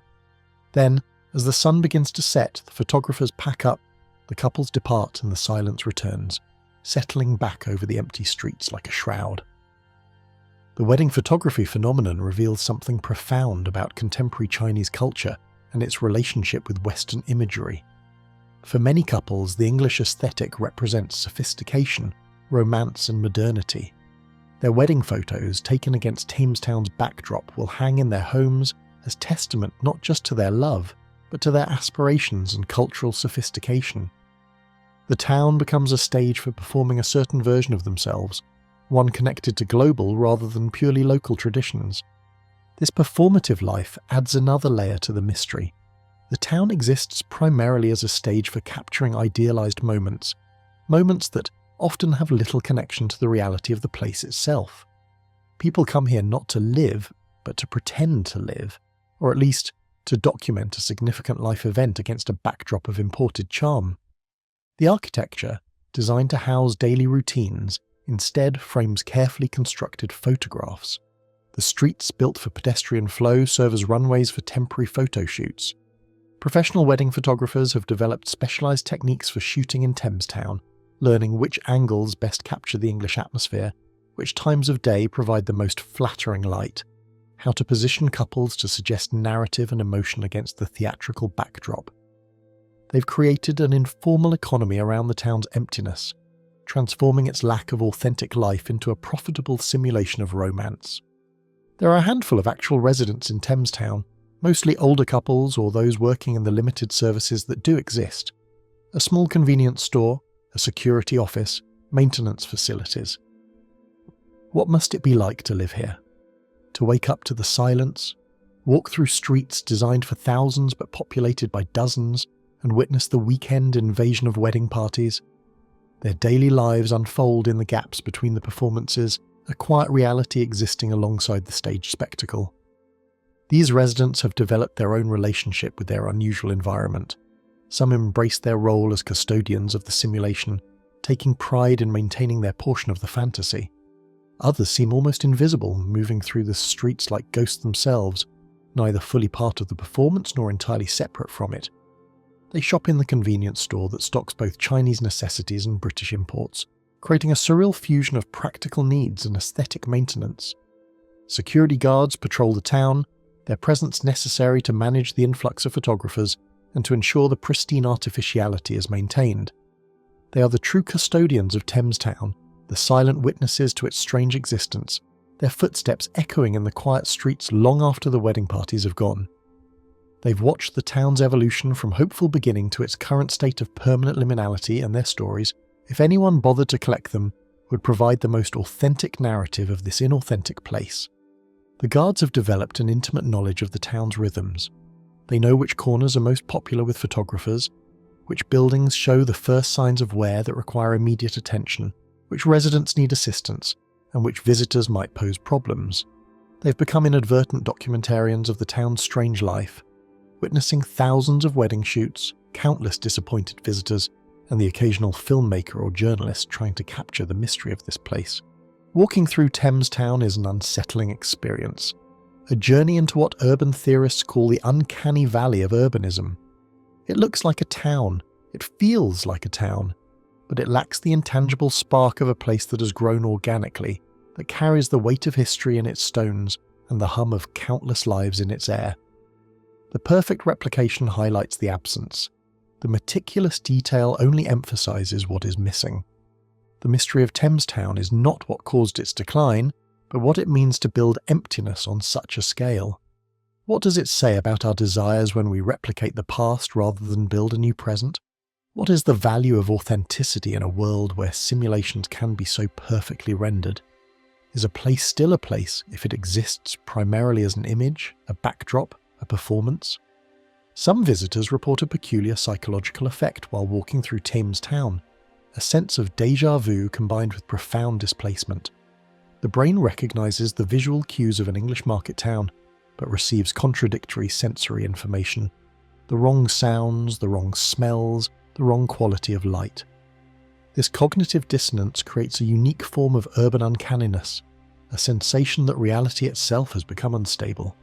Thamestown stands as a peculiar monument to modern urban planning, global architectural trends, and the complex relationship between aspiration and reality. It is a ghost town of a different kind, haunted not by the past but by the future that never arrived, by the potential for life that remains locked behind empty facades. It represents a new category of abandonment, places that are empty not because they were once full and then emptied, but because they were designed for a fullness that never materialized. As dusk settles, the street lamps flicker on, casting a warm, inviting glow on the empty streets. The replica pubs look particularly convincing in the soft light, promising warmth and camaraderie that isn't there. The silence deepens, broken only by the distant hum of traffic from the real city and the occasional footsteps of a security guard on patrol. Thamestown waits, pristine and silent, a perfectly rendered echo in the simulation, a mystery of presence and absence that lingers long after you've left its quiet streets, raising questions about authenticity, aspiration, and the strange alchemy that transforms architecture into place. Rhyolite, Nevada, USA. The architecture of optimism. What remains when a dream dies young. In the Nevada desert, where the sun burns away pretense and the wind scours everything down to essential truth, the answer stands in crumbling concrete and rusted steel. Rhyolite is not merely a ghost town. It is a museum of ambition frozen at the moment of collapse, a place where the grandest aspirations of the American West crystallized into stone and then watched their purpose evaporate like morning dew in the Mojave heat. Consider the scale of what was attempted here. In 1904, when prospectors Shorty Harris and Ed Cross discovered gold in the Bullfrog Hills, they triggered the construction of what was intended to be Nevada's greatest city. Not a mining camp, not a rough settlement, but a metropolis. The plans called for grand hotels, opera houses, electric streetcars, and tree-lined boulevards that would rival anything in San Francisco or Denver.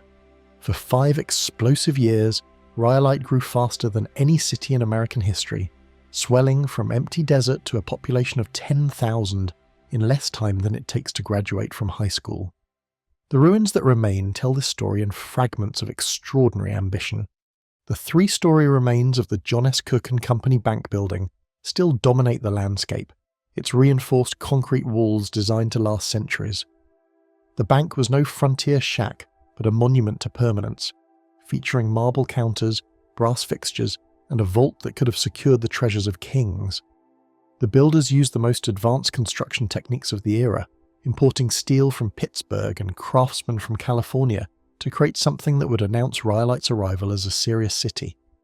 Walk through the skeletal remains of the Bottle House today, and you confront one of the most peculiar monuments to recycling in American history.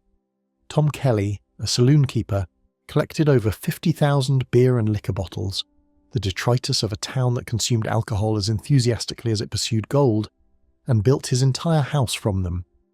The structure stands as both practical innovation and inadvertent art installation, its glass walls filtering desert light into patterns that change throughout the day. The bottles, embedded in adobe mortar, created a dwelling that was simultaneously whimsical and functional, providing insulation against the desert's extreme temperatures while making a statement about the creative possibilities born from abundance. The railroad depot, now a hollow shell of its former grandeur, represents perhaps the most revealing artifact of Rhyolite's brief flowering. The Las Vegas and Tonopah Railroad built a station here that was designed to handle thousands of passengers daily, with waiting rooms that featured polished wood paneling and brass appointments worthy of a major metropolitan terminal.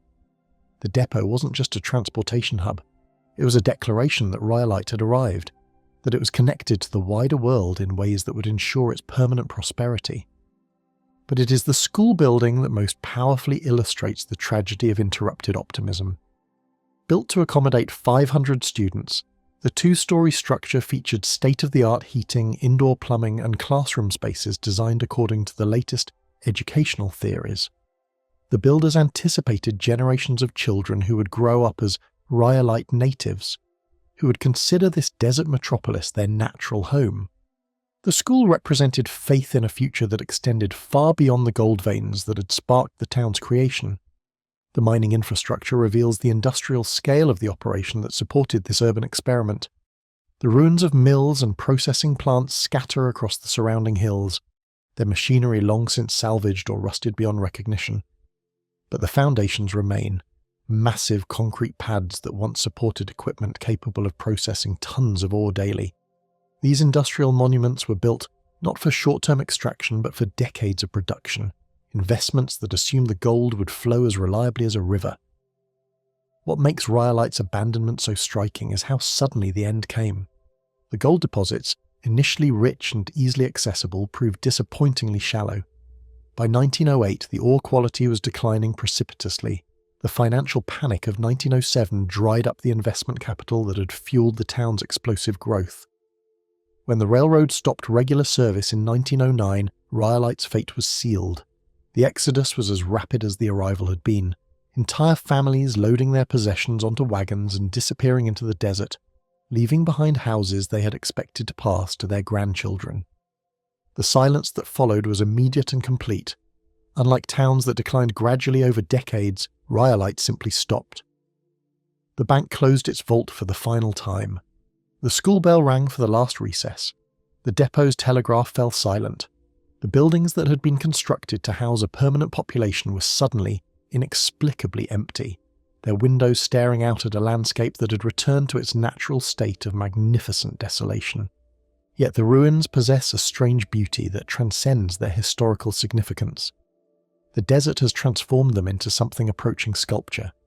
The concrete walls, bleached white by decades of solar radiation, create geometric patterns against the natural curves of the surrounding mountains. The bottle house, with its thousands of green and brown glass cylinders catching and refracting light, becomes a prism that breaks the harsh desert illumination into softer, more complex patterns. The photogenic quality of these ruins has made Rhyolite a pilgrimage site for artists and photographers who come seeking images that capture the relationship between human ambition and natural indifference. The structures frame the landscape in ways their builders never intended, creating compositions that highlight both the grandeur of the desert and the poignancy of abandoned dreams. At sunrise and sunset, when the light is soft and golden, the ruins seem to glow with their own internal fire, as if the optimism that built them still smoulders within the concrete and steel. Modern visitors often report a sense of temporal displacement walking among these ruins. The buildings are simultaneously ancient and modern, relics of the early 20th century that seem to belong to a much more distant past. This is partly due to the extreme preservation provided by the desert environment. Wood, metal, and concrete age differently in the absence of moisture, creating patinas and textures that would take centuries to develop in more temperate climates. The preservation extends to smaller artifacts scattered throughout the site. Pieces of mining equipment, fragments of household items, and architectural details create an open-air museum where visitors can examine the material culture of boom and bust capitalism. Unlike many historical sites where artifacts have been collected and catalogued, Rhyolite's remoteness has left many objects in situ, creating the impression that the residents simply walked away yesterday and might return at any moment. The psychological impact of Rhyolite extends beyond its historical importance or aesthetic appeal. The ruins serve as a meditation on the nature of permanence in American culture. Here was a community that invested enormous resources in creating infrastructure designed to last forever, yet the economic foundation that supported these investments proved as ephemeral as a desert flower that blooms for a single season after rain. The contrast between the grandeur of ambition and the completeness of failure creates a uniquely American form of melancholy. These were not ancient civilizations that declined over centuries, but contemporary people whose dreams of permanence were shattered within a single decade. The ruins speak to the peculiar optimism of the American West, where men and women repeatedly convinced themselves that this time, this place, this opportunity would be different from all the others that had failed. Wildlife has made its own peace with Rhyolite's remains. Lizards bask on sun-warmed concrete, birds nest in the spaces between walls, and desert plants grow through cracks in foundations, creating unlikely gardens in the most sterile environment imaginable. The ruins have become part of the ecosystem, providing shelter and vantage points for creatures that have no knowledge of the human drama that played out here. As evening falls over Rhyolite, the ruins settle into silhouettes against a sky that burns with colours that seem too vivid to be real.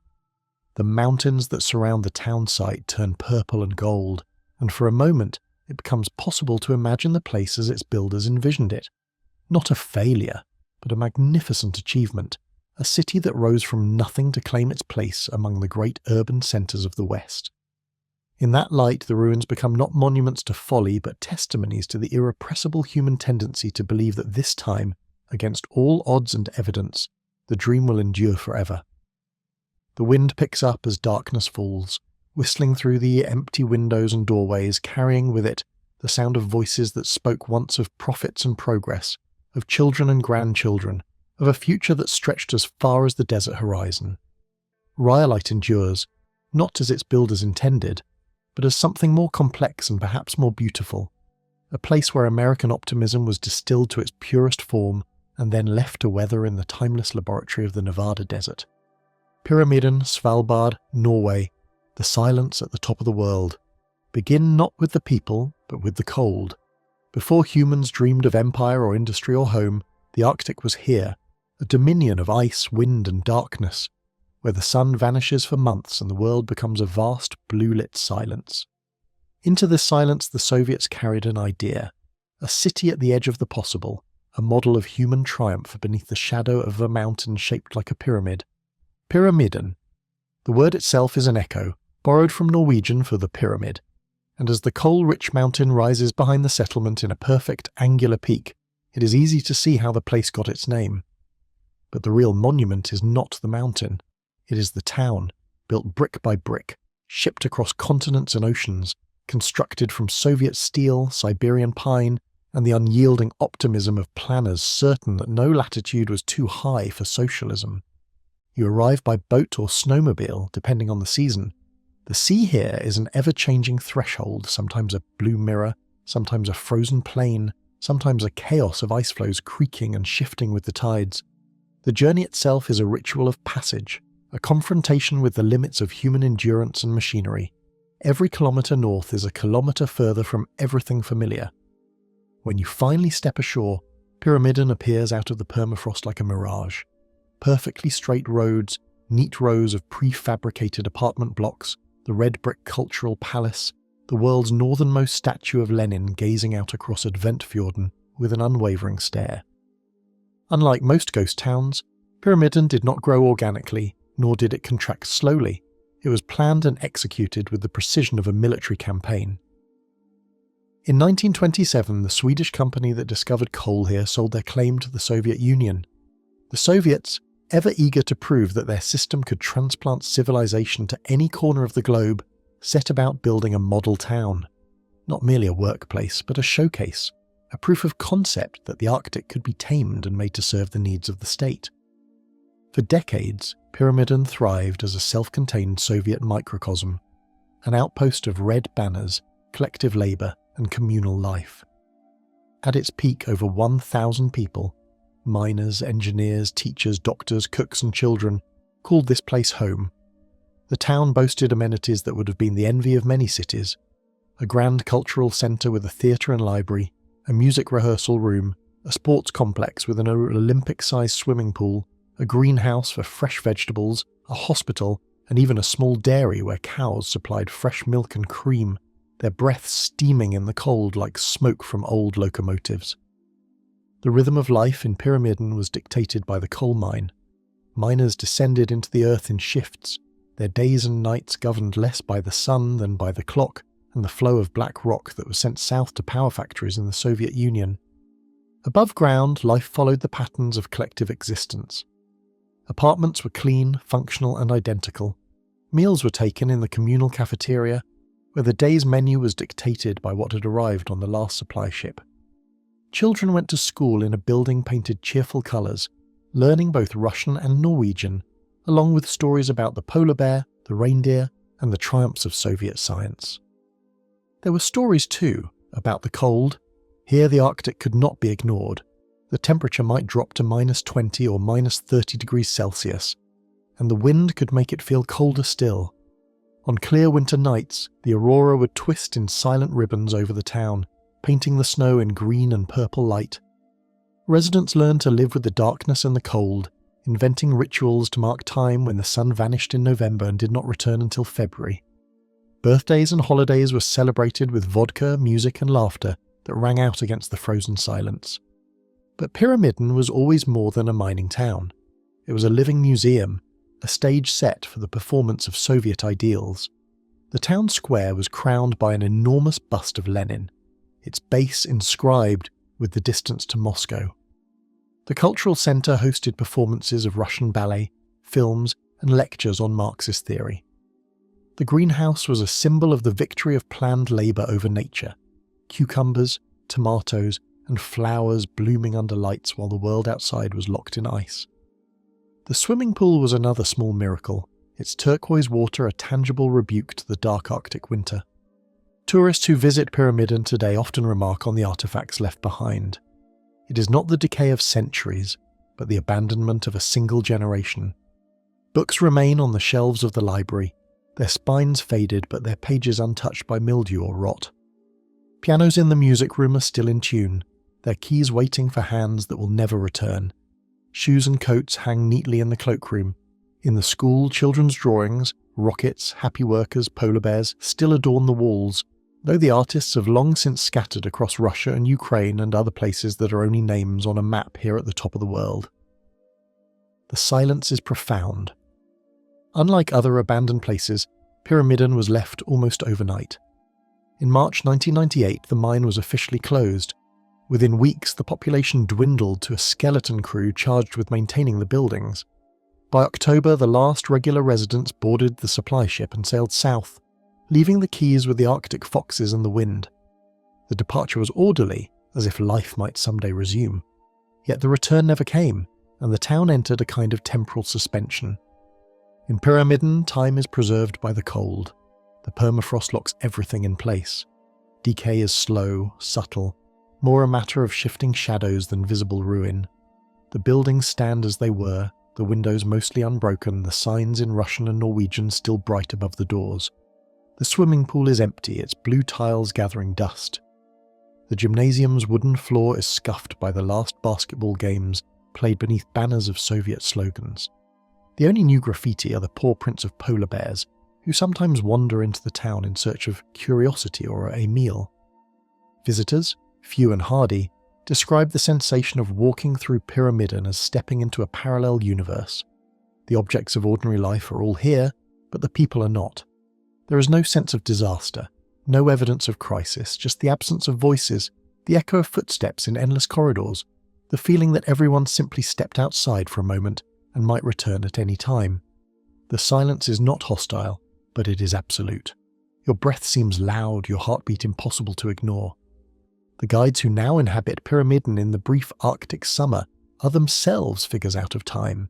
They live in the old hotel, the Tulip, painted pink and yellow as if to defy the monochrome world outside. They tend to the buildings, lead small groups of tourists through the school, the music room, the canteen and the gym. They tell stories in Russian and English, about the Soviet scientists who monitored radio signals from the mountaintop, about the athletes who trained year-round in the Arctic, about the parties where the heat of the room and the vodka could make you forget, for an hour, the world outside. Sometimes, the guides say, visitors hear piano music drifting from the cultural centre, or distant laughter echoing down the main street. Sometimes, they see lights flicker in apartment windows where no one lives. These are not ghost stories in the traditional sense. They are the after-images of habit, the lingering traces of life lived intensely in a place where life is always precarious. Pyramiden is not simply a relic of the Soviet past, it is a meditation on the limits of human ambition and the persistence of hope. The town stands as a monument to the idea that, for a time, people believed they could build paradise anywhere, even at the world's end. The Arctic, indifferent and eternal, has reclaimed its silence. But the traces of that dream endure. The greenhouse, now filled with snow instead of tomatoes, the music room, where Bach and Tchaikovsky once kept the darkness at bay, the statue of Lenin, still watching over a town that was meant to last forever. There are plans, occasionally, to revive Pyramiden. The hotel is reopened, the power and hot water restored to a few buildings. Tourists come for the midnight sun, the northern lights, and the chance to walk through a living diorama of history. But the essential character of the place remains untouched, a city suspended in the Arctic, haunted by the memory of a vanished world. As you leave Pyramiden, the silence follows you down to the sea. The mountain still stands, its peak sharp against the endless sky. The town recedes into the ice and stone, waiting. The Arctic wind erases your footprints almost as soon as you make them. For a moment, you wonder if the people who built this place are still here, existing just out of sight, tending their gardens, playing music, believing still that the future can be conjured from the cold, if only you work hard enough, dream big enough, and never ever surrender to the silence. KCMC Staff Village, Tanzania, the houses that remember.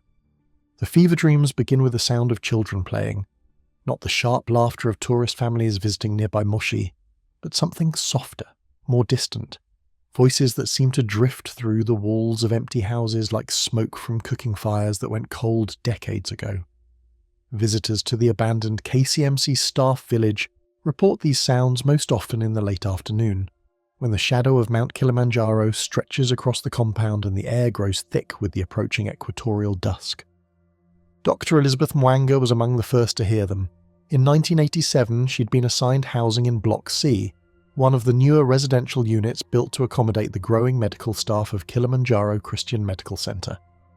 The hospital itself was thriving, a beacon of modern healthcare in northern Tanzania, drawing patients from across East Africa and medical professionals from around the world.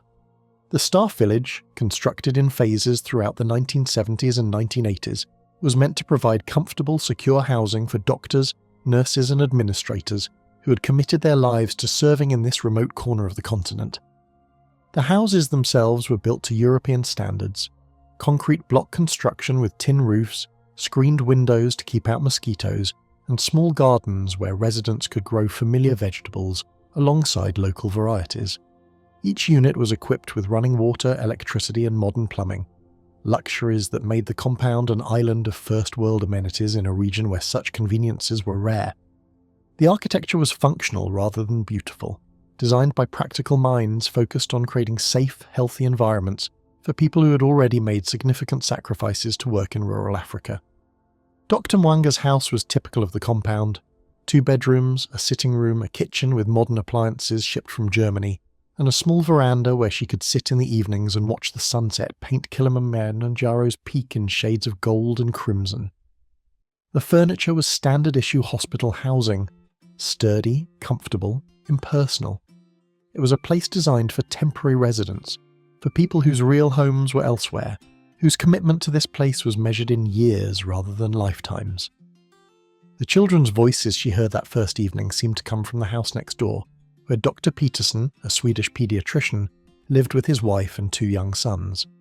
She assumed it was their children playing in the garden, though she couldn't understand why their voices sounded so muffled, as if they were speaking through water or calling from a great distance. When she mentioned it to Dr. Peterson the next day, he looked puzzled. His boys had been at boarding school in Nairobi for the past month. This was the beginning of what residents would later call the sounds, auditory phenomena that seemed to emanate from the houses themselves rather than from any identifiable source. Footsteps in upstairs bedrooms when houses were empty, conversations in Swahili drifting from kitchens where no one cooked, the soft crying of infants in units where no children lived. Most unsettling were the medical sounds, the beeping of monitors, the wheeze of respirators, the urgent voices of doctors calling for assistance, that seemed to echo from houses where no medical equipment had ever been installed. The KCMC administration initially dismissed these reports as stress-related hallucinations. Working in a developing country hospital was notoriously difficult, with long hours, limited resources, and the constant confrontation with diseases and conditions that were easily treatable in more developed nations. The emotional toll of watching children die from preventable illnesses, of performing surgery without adequate equipment, of losing patients who would have lived if they had been born elsewhere, this psychological burden could easily manifest as auditory hallucinations. But the phenomena weren't limited to individual experiences. Multiple residents reported identical sounds from the same houses at the same times. Recording equipment brought in by skeptical administrators captured voices, footsteps, and other unexplained audio phenomena. Electromagnetic field detectors registered anomalies that had no apparent source. Most convincingly, visitors who knew nothing about the compound's reputation independently reported hearing the same sounds that had been documented by residents for years. Dr. Sarah Hoffman, a psychiatrist brought in to study the phenomenon, spent 3 months living in the compound and interviewing residents. Her report, filed with the hospital administration in 1991, documented over 200 separate incidents of unexplained auditory phenomena. More intriguingly, she discovered patterns in the reports. The sounds were most commonly heard in houses that had been occupied by medical staff who had died while serving at KCMC. Dr. Andrews, who suffered a heart attack during surgery. Nurse Kamau, who died in a car accident on the road to Arusha. Dr. Liu, who succumbed to malaria despite having access to the best preventive medicine available. The connection between death and the haunting suggested something more complex than simple psychological stress. Dr. Hoffman's interviews revealed that many of the medical staff who had died while serving at KCMC had formed profound emotional attachments to their work and to the compound. They had extended their contracts repeatedly, learned Swahili and local dialects, adopted African children, and spoken of Tanzania as their true home. For these individuals, death might not have represented departure, but rather a deeper form of residence. The most documented case involved Dr. James Morton, a British surgeon who had worked at KCMC for 15 years before dying of complications from malaria in 1989. His house in Block A had been his home longer than any place he had lived as an adult. He had married a Tanzanian nurse, raised 3 children in the compound, and frequently spoke of being buried in the hospital cemetery rather than being repatriated to England. After his death, his house became uninhabitable. Residents reported the constant sound of surgical instruments clattering, the whoosh of ventilators, and Dr. Morton's voice calling for particular medications in his distinctive Yorkshire accent. The hospital administration faced a practical crisis. The compound's reputation made it difficult to recruit and retain staff. New arrivals, informed about the haunting by existing residents, became hyper-aware of every sound, every shadow, every unexplained phenomenon. Some refused to live in the compound altogether, preferring to rent accommodation in Moshi and commute to the hospital. Others requested transfers after only a few weeks of residence. In 1993, the decision was made to relocate staff housing to a new compound several kilometres away. The old village would be maintained as emergency accommodation and storage, but regular residential use would be discontinued. The transition took 2 years, during which the sounds seemed to intensify rather than diminish. Houses that had been quiet for months suddenly erupted with activity as residents prepared to leave. Some staff reported that the phenomena seemed almost pleading, as if the houses themselves were asking not to be abandoned. The exodus was completed in 1995, and the KCMC staff village was officially closed to residential use. A skeleton crew of maintenance workers continued to visit regularly, checking for structural problems and preventing vandalism, but no one lived there permanently. The sounds continued, now heard only by the occasional worker or the rare visitor who had permission to enter the compound. Over the following decades, the village acquired a reputation that extended far beyond the medical community. Local Tanzanians, who had always been somewhat wary of the compound's foreign architecture and Western lifestyle, began to speak of it as a place where the spirits of dead Mzungu, white people, had become trapped between worlds. Traditional healers were consulted, and several conducted cleansing ceremonies in various houses, though these interventions seemed to have little effect on the phenomena. The buildings themselves began to show signs of unusual deterioration. Paint peeled in patterns that resembled handprints or faces. Windows cracked without apparent cause, usually in spiderweb patterns radiating from central impact points where no impacts had occurred. Vegetation grew in unnatural configurations, flowers blooming out of season, trees bearing fruit at the wrong times, grass growing in perfect circles around houses where no seeds had been planted. Photographic equipment malfunctioned regularly in the compound. Digital cameras produced images with inexplicable anomalies. Human figures in empty rooms, shadows that fell in impossible directions, faces appearing in reflective surfaces where no faces should have been. Professional photographers brought in to document the deterioration found their equipment consistently failing, with memory cards becoming corrupted and lenses developing fog that couldn't be cleaned. The most persistent phenomena occurred in the pediatric units, houses that had been home to doctors and nurses who worked primarily with children. These buildings generated sounds of childhood that were both heartbreaking and beautiful. Lullabies sung in languages that none of the maintenance staff recognized, the gentle sounds of children being read to, soft conversations between parents and sick children that seemed to echo from some parallel dimension where healing was always possible. Modern paranormal investigators who have gained permission to study the compound report that it represents one of the most active and complex haunting sites in East Africa. Unlike traditional African spiritual sites, which typically involve ancestral spirits connected to specific geographic locations, the KCMC village seems to harbour the consciousness of individuals who chose to make this foreign place their spiritual home. The haunting appears to be an expression of attachment rather than trauma, the persistent presence of people who loved this place too much to leave. Dr. Hoffman, now retired and living in Canada, maintains correspondence with colleagues who continue to study the phenomenon. In her recent papers, she has proposed that the KCMC haunting represents a new category of spiritual phenomenon, the creation of sacred space through service rather than ancestry. The medical staff who died while serving at the hospital may have transformed their residential compound into a kind of shrine to medical dedication, a place where their commitment to healing continues beyond death. The houses stand empty now, their windows dark, their gardens overgrown with vegetation that seems too green, too vibrant for the dry Tanzanian climate. Mount Kilimanjaro continues to watch over them, its snow-capped peak eternal and indifferent.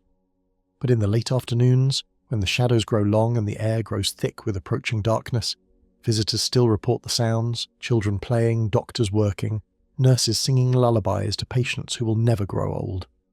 The KCMC staff village endures as a testament to the possibility that love of service can transcend death, that some commitments run so deep they create their own form of immortality in the places where they were lived most fully. Varosha, Cyprus, the beach where time stopped. There is a fence that divides paradise from itself. On one side, the Mediterranean sparkles with the same azure brilliance that has drawn travellers for millennia, its waves caressing beaches of sand so fine it feels like silk between your toes. On the other side of that fence lies Varosha, a ghost resort where empty hotels stand sentinel over the same pristine coastline, their windows staring blindly at a sea that no longer knows the touch of human feet, where swimming pools have turned to stagnant mirrors reflecting skies that have witnessed nearly 50 years of abandonment. To understand Varosha, you must first understand what it was. Not merely a resort town, but a vision of what the future might hold. In the 1960s and early 1970s, this stretch of Cypriot coastline represented the cutting edge of Mediterranean tourism. The hotels that rose along Varosha's beaches were marvels of modernist architecture, their sleek lines and glass facades promising a new kind of vacation experience. The Argo Palace, the King George, the Florida Beach. These weren't just accommodations, but destinations in themselves, temples to leisure and luxury that attracted celebrities, politicians, and jet-setters from across Europe. Elizabeth Taylor stayed here. Brigitte Bardot sunbathed on these beaches. The nightclubs pulsed with music until dawn, their dance floors crowded with the beautiful and wealthy who had discovered this corner of Cyprus where ancient history met modern pleasure. Varosha was becoming the French Riviera of the Eastern Mediterranean, a place where money could buy not just comfort but entrance into a lifestyle that seemed to promise eternal youth and endless summer. The architecture of those hotels tells a story of boundless optimism. Their designers believed they were building for a future that would only grow more prosperous, more cosmopolitan, more connected. The buildings stretched upward in confident verticals, their balconies cantilevered over infinity pools that seemed to merge with the sea itself. Glass curtain walls maximized views of the coastline, while rooftop restaurants offered panoramic vistas of both the Mediterranean and the Kyrenia Mountains, rising in purple majesty to the north. Local residents benefited enormously from this tourism boom. Families who had lived as farmers or fishermen for generations suddenly found themselves property owners in one of Europe's most desirable destinations. They opened restaurants serving traditional Cypriot food to international palates, converted their homes into small hotels, and watched their children learn languages and skills that would carry them into a globalized future. Varosha represented not just economic prosperity, but cultural evolution, a place where tradition and modernity could coexist in profitable harmony. The tourists who came to Varosha in those golden years were experiencing something unprecedented in the history of travel. Air conditioning made the summer heat bearable. International cuisine satisfied sophisticated palates, while local specialties provided authentic cultural experiences. Water sports, nightlife, shopping, and cultural excursions could be combined in packages that promised something for everyone. The infrastructure was world-class. Roads, utilities, communication systems that connected this Mediterranean paradise to capitals across Europe within hours. But beneath the surface of this prosperity lay tensions that the tourist boom had masked rather than resolved. Cyprus itself was a divided island, its Greek and Turkish populations locked in political struggles that dated back centuries. The success of Varosha, predominantly Greek Cypriot in ownership and character, became itself a source of tension. The wealth concentrated along this coastline stood in stark contrast to the economic struggles of other parts of the island. Success bred resentment. Prosperity created new forms of inequality. On July 15, 1974, everything changed in a single morning. A coup attempt by Greek Cypriot nationalists seeking union with Greece provided Turkey with the justification it had been seeking for military intervention. Turkish forces landed on Cyprus's northern coast, and within days the political geography of the island was redrawn with bullets and barbed wire. The coup failed, but its consequences proved irreversible. The Turkish advance toward Famagusta, the city that contained Varosha, triggered the largest refugee exodus in Cypriot history. Residents of the resort quarter had perhaps hours to gather what they could carry and flee southward. Hotel guests were evacuated by their respective embassies. Wealthy property owners abandoned mansions full of valuables. Restaurant owners left freezers full of food and safes full of cash. The exodus was so rapid and complete that many people left with nothing more than the clothes they were wearing, expecting to return within days once the temporary crisis had passed. The Turkish military cordoned off Varosha immediately after occupying it, creating a buffer zone that would prevent its use by either refugees hoping to return or military forces planning counterattacks. What was intended as a temporary security measure became a permanent barrier. The resort quarter was declared a closed military area, accessible only to Turkish military personnel and a handful of authorized investigators and journalists. The fence that was erected as an emergency measure became a permanent border between present and past. Within months, Varosha began its transformation from paradise to purgatory. The swimming pools, without maintenance, turned green and then black. The manicured gardens became jungles. The glass facades of the hotels, stressed by thermal expansion and contraction without climate control, began to crack and shatter. Nature started its slow but inexorable reclamation of what humans had built. The preservation of Varosha represents one of the most unusual archaeological sites in the modern world. Unlike ancient ruins that document civilizations lost to time, Varosha preserves a specific moment from the recent past with almost photographic precision. Cars from the 1970s sit in hotel parking lots, their tyres flat but their chrome still gleaming. Restaurant tables are set for meals that were never served. Hotel rooms retain their 1970s decor, shag carpets, geometric wallpaper, furniture in colours that epitomise the aesthetic of that era. The temporal preservation extends to commercial establishments throughout the district. Shop windows still display fashions from 1974. Miniskirts, wide lapel suits, platform shoes that were the height of style when time stopped here. Pharmacies contain medicines that are no longer manufactured. Newsstands hold papers with headlines announcing events that were breaking news half a century ago.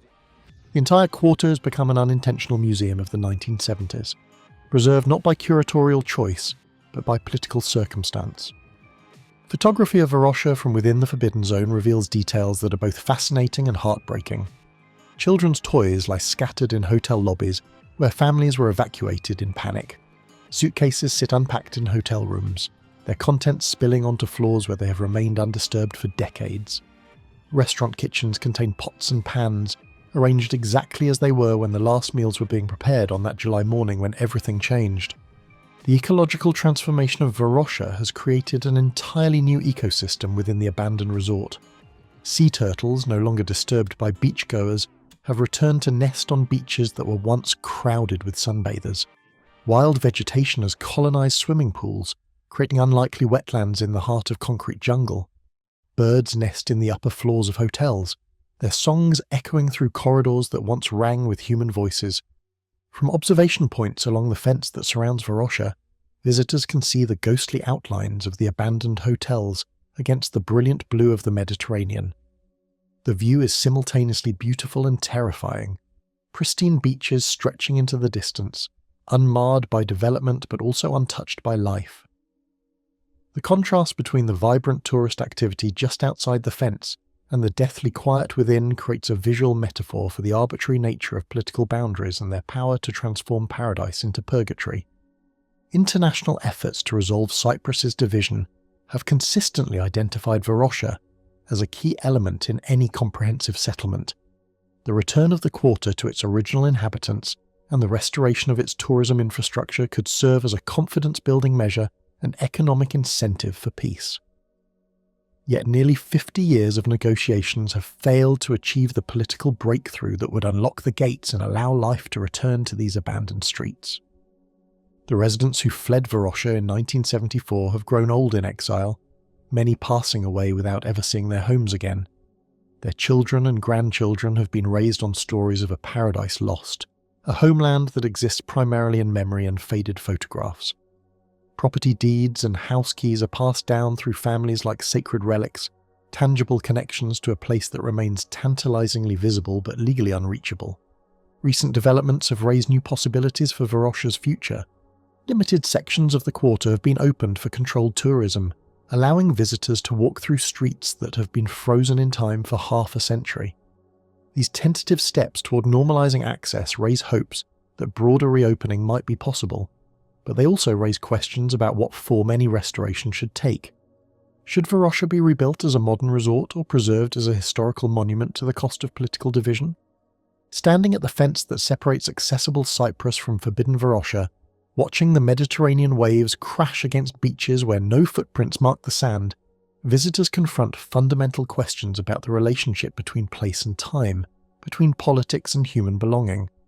The resort quarter endures as a reminder that paradise can be lost in a single day, but also as evidence that some forms of beauty are too powerful to be destroyed entirely. They can only be put behind fences where they wait with infinite patience for the gates to open once again. The stories we have uncovered may never yield all their answers. Some truths might forever elude us, lost in the shadows of time and silence. Yet in our search, guided not by certainty but by wonder, we pay tribute to the lives and dreams intertwined with these forgotten places. We join a timeless journey, the human drive to seek meaning beyond the visible, to bridge the past with the future, and to find connection where only ruins remain. For now, these places stand as monuments to the unknown. Their secrets whisper through empty halls and overgrown paths, inviting us to listen, to imagine, and to remember. They remind us that history is not simply what is recorded, but what endures in absence, in mystery, and in the spaces between. The vanished towns, the abandoned homes, the silent ruins, they endure, as do the questions they inspire. And in their endurance, they continue to speak across the ages, echoing the eternal human quest to understand the world and ourselves.